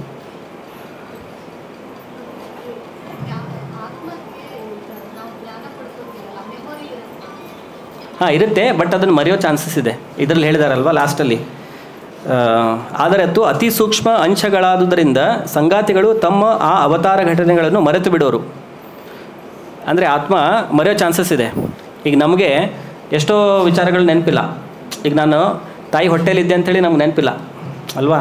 ನಮ್ಮ ಅಮ್ಮನಿಗೆ ಗೊತ್ತಿದೆ, ನಮ್ಮ ರಿಲೇಟಿವ್ಸ್ ಅಪ್ಪ ಎಲ್ಲರಿಗೂ ಗೊತ್ತಿದೆ, ಬಟ್ ನಮಗೆ ಗೊತ್ತಿಲ್ಲ. ಅದೇ ಥರ ಹಿಂದಿನ ಜನ್ಮನೂ ಕೂಡ ನಮಗೆ ಗೊತ್ತಿಲ್ಲ. ಈಗ ಯಾರಾದರೂ ನನಗೆ ನೆನಪೇ ಇಲ್ಲ, ನೀವು ಹೇಗೆ ಹೇಳ್ತೀರ ನಾನು ತಾಯಿ ಹೊಟ್ಟೆಲಿದ್ದೆ ಅಂಥೇಳಿ, ನಂಗೆ ನೆನಪಿಲ್ಲಲ್ಲ, ಹೇಳಲಿಕ್ಕಾಗತ್ತಾ? ಅಲ್ಲ, ಅಕ್ಕಪಕ್ಕ ಇದ್ದವ್ರು ಎಲ್ರಿಗೂ ಗೊತ್ತಿದೆ. ಆಮೇಲೆ ನಮಗೂ ಗೊತ್ತಾಗುತ್ತೆ, ಹೌದು ಮಗು ಇರುತ್ತೆ ತಾಯಿ ಹೊಟ್ಟೆಲಿ ಅಂತೇಳಿ. ಸೊ ಅದೇ ಥರ ಆತ್ಮ ಇತ್ತು ಅಂತೇಳಿ ಹೇಗೆ ಹೇಳ್ತಾರೆ, ನಂಗೆ ನೆನಪೇ ಇಲ್ಲ. ನೀವು ಹೇಳ್ತಾ ಇದ್ರೆ ನನ್ನ ಹಿಂದಿನ ಜನ್ಮ ಆಯಿತು, ಅದರ ಹಿಂದೆ ಇತ್ತು, ಅದರ ಹಿಂದೆ ಇತ್ತು, ನನಗೇನು ನೆನಪೇ ಇಲ್ಲ, ಹೇಗೆ ಹೇಳ್ತೀರಾ? ಸೊ ನಾವು ಎಷ್ಟೋ ಮರಿತೇವೆ. ನಿನ್ನೆ ಬ್ರೇಕ್ಫಾಸ್ಟ್ ಏನಿತ್ತು ವಿಚಾರ ಮಾಡಬೇಕು ಅಲ್ವಾ. ಸೊ ಆತ್ಮ ಸೂಕ್ಷ್ಮವಾಗಿರೋದ್ರಿಂದ ಅದು ಮರೆಯೋ ಚಾನ್ಸಸ್ ಇದೆ. ಆಮೇಲೆ ಭಗವದ್ಗೀತೆಯಲ್ಲಿ ಕೂಡ ಕೃಷ್ಣ ಹೇಳ್ತಾರೆ, ಬಹುನಿಮೆ ವ್ಯತೀತಾನಿ ಜನ್ಮಾನಿ ತವ ಚ ಅರ್ಜುನ, ಭಗವದ್ಗೀತೆಯಲ್ಲಿ ಕೃಷ್ಣ ಹೇಳ್ತಾರೆ. ಅಂದರೆ ಭಗವದ್ಗೀತೆ ಹೇಳ್ತಾ ಹೇಳ್ತಾ ಕೃಷ್ಣ ಏನು ಹೇಳ್ತಾರೆ, ಈ ಜ್ಞಾನವನ್ನು ನಾನು ಎಷ್ಟೋ ವರ್ಷಗಳ ಹಿಂದೆ ಸೂರ್ಯದೇವನಿಗೆ ಕೊಟ್ಟಿದ್ದೆ ಅಂಥೇಳಿ ಅರ್ಜುನಿಗೆ ಹೇಳ್ಬಿಡ್ತಾರೆ. ಅರ್ಜುನಿಗೆ ಶಾಕ್ ಆಗಿಬಿಡುತ್ತೆ, ಏನಪ್ಪ ಇದು ನನ್ನ ಜೊತೆನೇ ಹುಟ್ಟಿದವನು ನೋಡಿದ್ರೆ ಸೂರ್ಯದೇವನಿಗೆ ಹೋಗಿ ಹೇಳಿ ಬಂದೆ ಅಂತೇಳಿ. ಆ್ಯಕ್ಚುಲಿ ಅರ್ಜುನಿಗೆ ಆಗಿರಲ್ಲ. ಅವ್ರು ಕೇಳೋದು ಎದಕ್ಕಂತಂದರೆ, ಮುಂದೆ ಯಾರು ಭಗವದ್ಗೀತೆ ಓದ್ತಾರೆ ಕಲಿಯುಗದವರು ಎಲ್ಲ ನಾಸ್ತಿಕರು ಅವರೆಲ್ಲ ಓದಿದಾಗ ಇಲ್ಲೇನು ಹೇಳಿದ್ದಾರೆ ಈ ಥರ ಅಂಥೇಳಿ, ಅದಕ್ಕೆ ಅಲ್ಲೇ ಕ್ಲಾರಿಫೈ ಮಾಡ್ತಾರೆ. ಆವಾಗಲೇ ಕೇಳಿಬಿಡ್ತಾರೆ ಆ ಕ್ವಶನ್ನ, ಹೇಗೆ ನೀನು ಇಷ್ಟು ವರ್ಷಗಳ ಹಿಂದೆ ಹೇಳಿ ಬಂದೆ ಅಂಥೇಳಿ. ಆವಾಗ ಕೃಷ್ಣ ಹೇಳೋದು, ಬಹುನಿಮೆ ವ್ಯತೀತಾನಿ ಜನ್ಮಾನಿ ತವ ಚ ಅರ್ಜುನ. ತವ ಅಂದರೆ ನೀನು, ಆಮೇಲೆ ನಾನು ಮತ್ತು ನೀನು ಎಷ್ಟೋ ಜನ್ಮಗಳನ್ನು ತೆಗೆದುಕೊಂಡಿದ್ದೇವೆ. ಸೊ ನಾನು ವಿವಸ್ವಾನಿಗೆ ಹೇಳಬೇಕಾದ್ರೆ ನೀನು ಕೂಡ ಇದ್ದೆ, ನೀನು ಅದನ್ನು ಮರ್ತಿದ್ಯಾ, ನಾನು ಮರಿಲಿಲ್ಲ. ತಾನಿ ಅಹಂ ವೇದ ಸರ್ವಾಣಿ ನತ್ವಂ ವ್ಯರ್ಥ ಪರಂತಪ. ತಾನಿ ಅಹಂ ವೇದ ಸರ್ವಾಣಿ, ಅದೆಲ್ಲವನ್ನು ನನಗೆ ವೇದ ಅಂದರೆ ನಾನು ಅದನ್ನು ಗೊತ್ತಿದೆ, ಬಟ್ ನೀನು ಅದನ್ನು ಮರ್ತಿದ್ಯಾ ಅಂಥೇಳಿ. ಸೊ ಆತ್ಮ ಮರೆಯುತ್ತೆ, ಆತ್ಮಕ್ಕೆ ಮರೆಯೋ ಲಕ್ಷಣ ಇದೆ.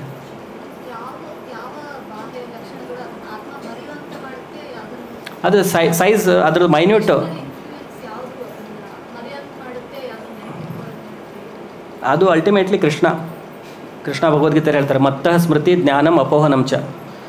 ಜ್ಞಾನ ಮರೆವು ಮತ್ತು ಸ್ಮೃತಿ ಜ್ಞಾನ ಅಪೋಹನ, knowledge, remembrance and forgetfulness, everything comes from ಪರಮಾತ್ಮನೇ ಅದನ್ನು ಮರೆಯೋ ಹಾಗೆ ಮಾಡೋದು. ಯಾಕಂದರೆ ಎಲ್ಲ ನೆನಪಿದ್ಬಿಟ್ರೆ ಹಿಂದಿನದಲ್ಲಿ ಏನೋ ಒಂದಿದ್ದೆ ನಾನು, ಅದರದ್ದೆಲ್ಲ ಮೆಮೊರೀಸ್ ಇದ್ದರೆ ಈ ಜೀವನವನ್ನು ಸುಖವಾಗಿ ಇರಲಿಕ್ಕಾಗಲ್ಲ. ಆಮೇಲೆ ಅದೇ ನಮಗೆ ಹಾಂಟ್ ಮಾಡ್ತಾ ಇರುತ್ತೆ.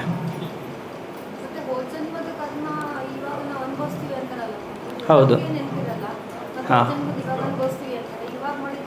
ಹೌದು ಅಲ್ಲ, ಅದು ಶಾಸ್ತ್ರದ ಮುಖಾಂತರ ನಾವು ನಂಬೇಕು ಅದನ್ನು. ಶಾಸ್ತ್ರದಲ್ಲಿ ಏನು ಹೇಳಿದೆ, ಅದು ವೇದವಾಕ್ಯ ಅಂತ ಹೇಳ್ತಾರಲ್ವ. ವೇದವಾಕ್ಯ ಅಂತಂದರೆ ಅದನ್ನು ಡೌಟ್ ಮಾಡೋ ಪ್ರಶ್ನೆನೇ ಇಲ್ಲ, ಅದು ಡೌಟ್ ಮಾಡುವಂಥ ಪ್ರಶ್ನೆ ಇಲ್ಲ. ಶಾಸ್ತ್ರದಲ್ಲಿ ಏನು ಹೇಳಿದ್ದಾರೆ, ಇಟ್ ಇಸ್ ಆಲ್ ಟ್ರುತ್. ಅದನ್ನು ನಾವು ಪ್ರಾಕ್ಟೀಸ್ ಮಾಡ್ತಾ ಹೋದಂಗೆ ನಮಗೆ ಎಲ್ಲ ಗೊತ್ತಾಗುತ್ತೆ ಅದೆಲ್ಲ ನಿಜ ಅಂಥೇಳಿ. ಸೊ ನಾವು ಶಾಸ್ತ್ರ ಪ್ರಮಾಣದಿಂದ ಅದನ್ನು ನಾವು ತಿಳ್ಕೊಬೇಕು. ಈಗ ನ್ಯೂಸ್ ಪೇಪರ್ ಬಂದಿರುತ್ತೆ ಅಲ್ವಾ, ನ್ಯೂಸ್ ಪೇಪರ್ ನೀವು ಓದ್ತೀರಾ, ಅದನ್ನು ನೀವು ಡೌಟ್ ಮಾಡಿದರೆ ಇವರು ಸರಿ ಬರೆದಿದ್ದಾರೆ ಇಲ್ಲ ಅಂಥೇಳಿ. ಅಲ್ಲ, ಪ್ರೆಸೆಂಟ್ ಇದ್ದರೂ ಕೂಡ ಅಮೆರಿಕಾದಲ್ಲಿ ಒಂದು ಬಾಂಬ್ ಬ್ಲಾಸ್ಟ್ ಆಯಿತು, ನೀವು ಹೋಗಿ ಏನಾದರೂ ನೋಡಿದ್ದೀರಾ? ಇಲ್ಲ. ಬಟ್ ನಿಮಗೆ ಆ ನ್ಯೂಸ್ ಏಜೆನ್ಸಿ ಮೇಲೆ ಭರವಸೆ ಇದೆ, ಇವರು ಒಂದು ಅಧಿಕೃತವಾಗಿರುವಂಥ ನ್ಯೂಸ್ ಇವರು ಪ್ರೊಪಗೇಟ್ ಮಾಡೋರು. ಸೊ ಅವ್ರ ಮೇಲೆ ಭರವಸೆ ಇದೆ ಅಲ್ವಾ, ಅವ್ರ ಭರವಸೆಯಿಂದ ನೀವು ನಂಬ್ತಾ ಇದ್ದೀರಾ. ಈಗ ನಾನು ಸ್ವಯಂ ಹೋಗಿ ಏನಲ್ಲಿ ಬಾಂಬ್ ಬ್ಲಾಸ್ಟ್ ಆಗಿದ್ದು ನೋಡಿಲ್ಲ, ಬಟ್ ನಾನು ಪೇಪರಲ್ಲಿ ನೋಡ್ತೇನೆ, ಓದ್ಮೇಲೆ ನನಗೆ ಇವ್ರು ಹೇಳ್ತಾ ಇದ್ದಾರೆ ಅಂತಂದರೆ ಇದು ನಿಜ ಇದೆ ಅಂಥೇಳಿ. ಸೊ ಅಂದರೆ ಅವ್ರ ಮೇಲೆ ನಮಗೆ ಭರವಸೆ ಇದೆ. ಒಂದು ಅಧಿಕೃತ ಸೋರ್ಸ್, ಅದು ಒಂದು ಅಧಿಕೃತವಾದಂಥ, ಅದನ್ನು ನಾವು ಈಗ ನಿಷ್ಠೆಯಿಂದ ಅಂದರೆ ಇದು ಶ್ರದ್ಧೆಯಿಂದ ಅದನ್ನು ಫಾಲೋ ಮಾಡಬೇಕು. ಆಮೇಲೆ ಅದನ್ನು ಸಾಕ್ಷಾತ್ಕಾರ ಮಾಡ್ಬೋದು ನೀವು. ಈಗ ಒಂದು ಎಕ್ಸಾಂಪಲ್ ನೀವು ನೋಡಬೇಕಂದ್ರೆ, ನೀವು ಸಪೋಸ್ ಜಾಬ್ ಮಾಡ್ತಾಯಿದ್ರೆ, ನೀವು ಇಡೀ ತಿಂಗಳು ಜಾಬ್ ಮಾಡ್ತೀರಾ ಅಲ್ವಾ, ಸ್ಯಾಲ್ರಿ ಯಾವಾಗ ಬರುತ್ತೆ? ಎಂಡ್ ಆಫ್ ದ ಮಂತ್ ಬರುತ್ತಲ್ವಾ. ಕೆಲವೊಂದು ಸಲ ಡೈಲಿ ವೇಜಸ್ಸು ಇರುತ್ತೆ, ಬಟ್ ಜನರಲಿ ಯಾವಾಗ ಬರುತ್ತೆ salary? End of the month. So ಆವಾಗ ನಿಮಗೆ ಕಾಸು ಸಿಕ್ತು. ಆ ಕಾಸನ್ನು ಎಂಜಾಯ್ ಯಾವಾಗ ಮಾಡ್ತೀರಾ ನೀವು? ನೆಕ್ಸ್ಟ್ ಮಂತಲ್ಲಿ ಮಾಡ್ತೀರಾ ಅಲ್ವಾ. ಕರ್ಮನೂ ಇದೇ ಥರ, ಇಡೀ ಜೀವನದಲ್ಲಿ ನೀವು ಅದನ್ನು ಅಕ್ಯುಮುಲೇಟ್ ಮಾಡ್ತೀರಾ. ಅದನ್ನು ಎಂಜಾಯ್ ಸಫರ್ ಮಾಡೋದು ಮುಂದಿನ ಜನ್ಮದಲ್ಲಿ. ಅದು ಟೈಮ್ ಸ್ಕೇಲ್ ಅಷ್ಟೇ, ಅದೆಷ್ಟು ಜಸ್ಟ್ ಟೈಮ್ ಸ್ಕೇಲು.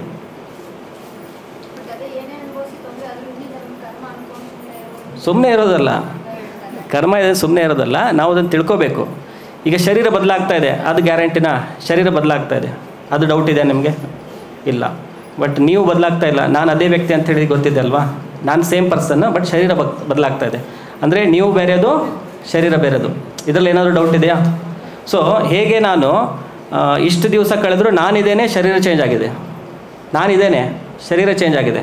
ಅಂದರೆ ನಾನು ಈ ಶರೀರ ಹೋದ್ಮೇಲೂ ನಾನಿರ್ತೇನೆ, ಯಾಕಂದರೆ ಶರೀರ ಚೇಂಜ್ ಆದಾಗಲೂ ನಾನಿದ್ದೇನೆ. ಅದೇ ಥರ ಈ ಶರೀರ ಬಿಟ್ಟು ಹೋದ್ಮೇಲೂ ನಾನಿರ್ತೇನೆ. ಸೊ ನಾನು ಇರೋದ್ರಿಂದ ಮತ್ತೆ ಇನ್ನೊಂದು ಶರೀರ ಸಿಕ್ಕೇ ಸಿಗುತ್ತೆ. ನಾನು ಶಾಶ್ವತ ಇದ್ದೇನೆ, ಶರೀರ ಚೇಂಜ್ ಆಗುತ್ತೆ. ಈ ಶರೀರ ಇಲ್ಲದೇ ಇದ್ದಾಗೂ ಇನ್ನೊಂದು ಶರೀರ ಇರುತ್ತೆ.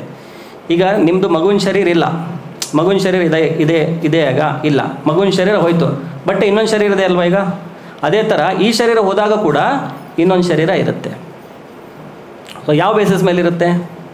ಏನೊಂದು ಬೇಸಿಸ್ ಇರಬೇಕಲ್ವಾ. ಸೊ ಅದು ನೀವು ಹೇಗೆ ಈ ಶರೀರದಲ್ಲಿ ವರ್ಕ್ ಮಾಡಿದ್ರ, ಹೇಗೆ ನಿಮ್ಮ ಜೀವನವನ್ನು ನಡೆಸಿದ್ರ, ಅದರ ಬೇಸಿಸ್ ಮೇಲೆ ನಿಮಗೆ ಶರೀರ ಸಿಗುತ್ತೆ. ಅದೇ ಕರ್ಮ ಅಂತ ಹೇಳೋದು. It's not belief, it's a fact. Till you realise ನಿಮಗೆ ಅದು ಬಿಲೀಫ್ ಅನ್ನಿಸ್ಬೋದು, but it's a fact. Otherwise ಯಾಕೆ ನಿಮಗೆ ಒಬ್ಬರು ಕಷ್ಟ ಅನುಭವಿಸ್ತಾ ಇದ್ದಾರೆ, ಯಾಕೆ ಸುಖ ಅನುಭವಿಸ್ತಾ ಇದ್ದಾರೆ, ಅದಕ್ಕೆ ಏನು ನೀವು ರೀಸನ್ ಇದು ಕೊಡ್ತೀರಾ? ರೀಸನ್ ಏನು ಕೊಡ್ತೀರಾ? ಒಬ್ಬರು ಕಷ್ಟದಲ್ಲಿದ್ದಾರೆ, ಒಬ್ಬರು ಸುಖದಲ್ಲಿದ್ದಾರೆ. ಸೊ ಮತ್ತು ಅದೇ ಹೇಳ್ತಾ ಇದ್ದಾರೆ, it's not a belief, it's a fact.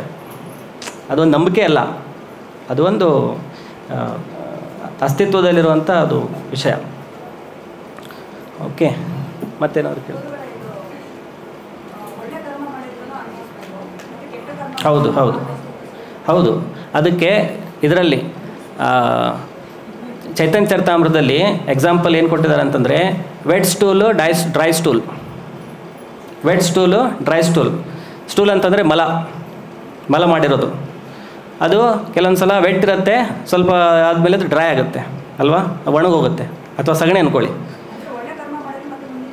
ಸಿಕ್ಕೇ ಸಿಗುತ್ತೆ. ಬಟ್ ನೀವು ಅಕರ್ಮ ಮಾಡಿದರೆ ಮತ್ತೆ ಇನ್ನೊಂದು ಜನ್ಮ ಸಿಗಲ್ಲ. ಅಕರ್ಮ ಅಂತಂದರೆ ಭಗವಂತನ ಭಕ್ತಿ, ಅದನ್ನು ಅಕರ್ಮ ಅಂತಾರೆ. ಅದು ಎಲ್ಲ ಕರ್ಮ ಬೀಜಗಳನ್ನು ಸುಟ್ಟಾಕ್ಬಿಡುತ್ತೆ, ಎಲ್ಲ ಹಳೇದು ಎಷ್ಟಿದೆ ಅದು ಕೂಡ ಸುಟ್ಟಾಗುತ್ತೆ. ಆಮೇಲೆ ಅದರಿಂದ ನಮಗೆ ಇನ್ನೊಂದು ಮತ್ತೆ ಭೌತಿಕ ಶರೀರ ಸಿಗಲ್ಲ, ನಮಗೆ ಆಧ್ಯಾತ್ಮಿಕ ಶರೀರ ಸಿಗುತ್ತೆ. ಸೊ ಈ ಸಂಸಾರದಲ್ಲಿ ನೀವು ಸ್ವರ್ಗಕ್ಕೆ ಹೋದರೂ ಅದು ಡ್ರೈ ಸ್ಟೂಲ್ ಇದ್ದಂಗೆ, but that is also stool only, ಅದು ಕೂಡ ಮಲಾನೇ. ಸೊ ಮತ್ತೆ ಜನ್ಮ ತಗೋಬೇಕಾಗುತ್ತೆ.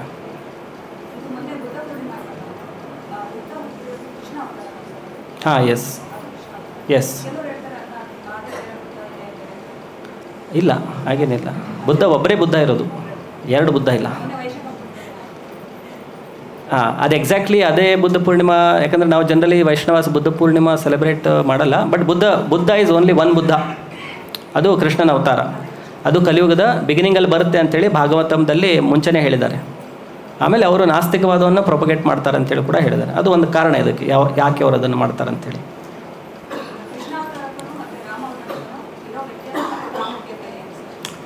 Krishna is the original person and he has got many personalities. ಈಗ ನಮ್ಮಲ್ಲೂ ಮಲ್ಟಿಪಲ್ ಪರ್ಸ್ನಾಲಿಟೀಸ್ ಇದೆ. ಈಗ ನಾನು ಒಬ್ಬರಿಗೆ ಹೆಂಡತಿ, ನಾನು ಒಬ್ಬರಿಗೆ ಮಗಳು, ನಾನು ಒಬ್ಬರಿಗೆ ಅಮ್ಮ ಅಲ್ವಾ, 3 ಪರ್ಸ್ನಾಲಿಟಿ ಆಯ್ತು ಇಲ್ಲೇ. ಈ ಥರ ಎಷ್ಟೋ ಪರ್ಸ್ನಾಲಿಟಿ ಇದೆ. ನಾನು ಯಾರಿಗೋ ಫ್ರೆಂಡ್ ಆಫೀಸಲ್ಲಿ, ನಮ್ಮಲ್ಲೇ ಒಂದು ಮಲ್ಟಿಪಲ್ ಪರ್ಸ್ನಾಲಿಟೀಸ್ ಇದೆ ಅಲ್ವಾ. ನಾನು ಅವರಿಗೆ ಆ ಥರ ನಾನು ಬಿಹೇವ್ ಮಾಡ್ತೇನೆ. ಸೊ ಭಗವಂತನಿಗೂ ಈ ಥರ ಮಲ್ಟಿಪಲ್ ಪರ್ಸ್ನಾಲಿಟೀಸ್ ಇದೆ. ಸೊ ಭಗವಂತನಲ್ಲಿ ಮತ್ತು ನಮ್ಮಲ್ಲಿ ಡಿಫ್ರೆನ್ಸ್ ಏನಂತಂತಂದರೆ, ಈಗ ನಾನು ನನ್ನನ್ನು ಎಕ್ಸ್ಪಾಂಡ್ ಮಾಡಿಕೊಂಡು 3 ಕಡೆ ಇರಲಿಕ್ಕಾಗಲ್ಲ, ನಾನು ಒಂದೇ ಕಡೆ ಇರ್ತೇನೆ. ನಾನು ನನ್ನನ್ನು 3 ಮಾಡಿಕೊಂಡು ಮಗು ಜೊತೆನೂ ಇದ್ದೇನೆ, ಆಮೇಲೆ ಹಸ್ಬೆಂಡ್ ಜೊತೆನೂ ಇದ್ದೇನೆ, ನಮ್ಮ ಅಪ್ಪನ ಜೊತೆನೂ ಇದ್ದೇನೆ, ಆ ಥರ ಆಗಲ್ಲ. ಸೊ ನಮ್ಮಲ್ಲಿ ಆ ಲಿಮಿಟೇಷನ್ಸ್ ಇದೆ. ಬಟ್ ಭಗವಂತನಲ್ಲಿ ಆ ಥರ ಲಿಮಿಟೇಷನ್ಸ್ ಇಲ್ಲ. ಭಗವಂತ ತನ್ನನ್ನು ಎಷ್ಟು ರೂಪಗಳಲ್ಲಾದರೂ ಎಕ್ಸ್ಪಾಂಡ್ ಮಾಡ್ಕೋಬೋದು. ಅದ್ವೈತಂ ಅಚ್ಯುತಂ ಅನಾದಿಂ ಅನಂತ ರೂಪಂ ಅಂತ ಹೇಳ್ತಾರೆ. ಅನಂತ, ಅನ್ಲಿಮಿಟೆಡ್, ಅನಂತ ರೂಪಗಳು. ಆಮೇಲೆ ಪ್ರತಿಯೊಂದು ರೂಪದಲ್ಲೂ ಕೃಷ್ಣ ಒಂದೊಂದು ಭಾವದಲ್ಲಿರ್ಬೋದು. ಯಾಕಂದರೆ ಅವನು ಭಕ್ತರಿದ್ದಾರೆ, ಆ ಭಕ್ತರಿಗೆ ಕೃಷ್ಣನ ಆ ರೂಪ ಲೈಕ್ ಆಗುತ್ತೆ. ಸೊ ಎಷ್ಟೋ ಜನ ರಾಮರ ಭಕ್ತರಿದ್ದಾರೆ, ಸೊ ಅವರಿಗೆ ರಾಮ ಅಂದರೆ ತುಂಬ ಲೈಕಿಂಗ್. ಸೊ ಅವರ ಸಲುವಾಗಿ ಕೃಷ್ಣ ಆ ರೂಪದಲ್ಲಿ ಇರ್ತಾನೆ. ಅದೇ ಥರ ಕೆಲವೊಬ್ಬರಿಗೆ ಕೃಷ್ಣ, ಅದರಲ್ಲೂ ದ್ವಾರಕಾ ಕೃಷ್ಣ, ಮಥುರಾ ಕೃಷ್ಣ, ವೃಂದಾವನ ಕೃಷ್ಣ ಅಥವಾ ವಿಷ್ಣು. ಸೊ ಈ ಥರ ತನ್ನ ಭಕ್ತರಿಗೆ ಯಾವ ಥರ ಇದಾಗುತ್ತೆ, ಕೃಷ್ಣ ಆ ಥರ ಅಷ್ಟು ಭಾವಗಳಲ್ಲಿ ಕೃಷ್ಣ ಇರ್ತಾನೆ.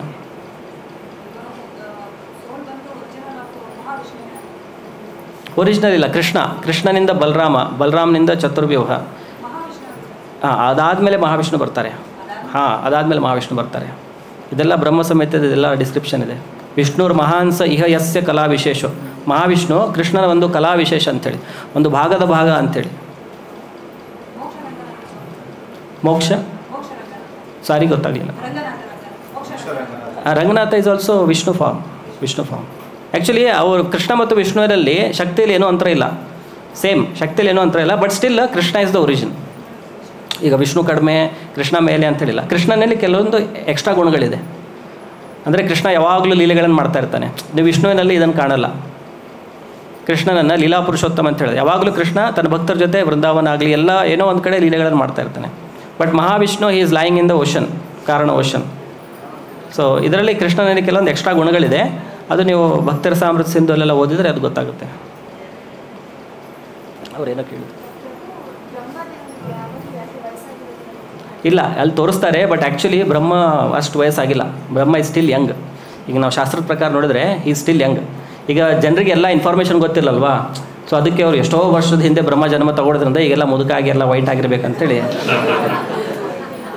ಈಗ ಕ್ರಿಶ್ಚಿಯನಲ್ಲೂ ಗಾಡ್ ಅಂತಂದರೆ ಅವ್ರು ಹೇಗೆ ತೋರಿಸ್ತಾರೆ ಅಂದರೆ, ಯಾರೋ ಒಬ್ಬರು ಅಜ್ಜ ಗಡ್ಡ ಇರೋರು ಕಟ್ಟಿಗೆ ಹಿಡ್ಕೊಂಡು ಕೂತ್ಕೊಂಡಿದ್ದಾರೆ.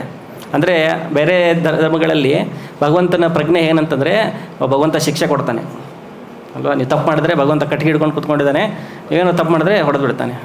ಬಟ್ ನಮ್ಮಲ್ಲಿ ಸ್ಪೆಷಲಾಗಿ ನಮ್ಮಲ್ಲಿ ಗೌಡ ವೈಷ್ಣವರಲ್ಲಿ ಭಗವಂತ ಅಂತಂದರೆ is a very loving person and very sweet, specially Krishna. So ಆ ಥರ ಇದಿದೆ. ಆಮೇಲೆ ನಮ್ಮಲ್ಲಿ ಕೃಷ್ಣಂದು we can control God. In other religion God ಅಂದರೆ ಕಂಟ್ರೋಲರ್. ವೈಷ್ಣವಿಸಮಲ್ಲಿ you can control God, just like ಯಶೋಧಾಮಯ್ಯ ಅವರು ಕೃಷ್ಣನನ್ನು ಕಟ್ಟಿ ಹಾಕ್ತಾ ಇದ್ದಾರೆ. ಸೊ ಅದು ಭಕ್ತಿಯ ಇದದು, ಅಂದರೆ ಪ್ರೀತಿ. So actually originally relationship between God and the living entities of love, ಪ್ರೇಮದ ಸಂಬಂಧ ಇರೋದು. ಇದೆಲ್ಲ ಪನಿಷ್ಮೆಂಟ್ ಎಲ್ಲ ಕೊಡೋದು ಯಮರಾಜ, ಇದು ಯಮರಾಜನ ಕೆಲಸ. ಹಾಂ, ಹೌದು.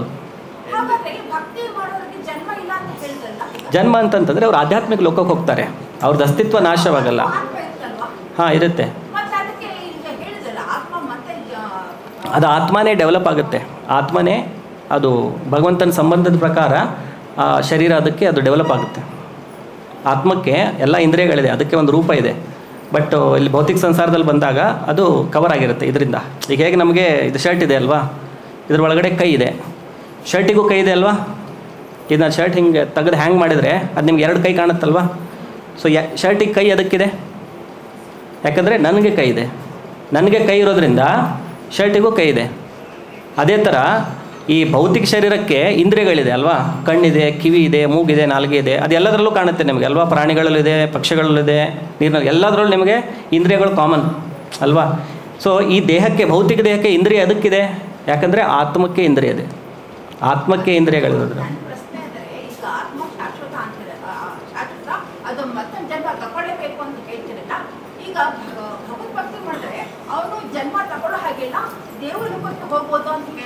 ಹೌದು.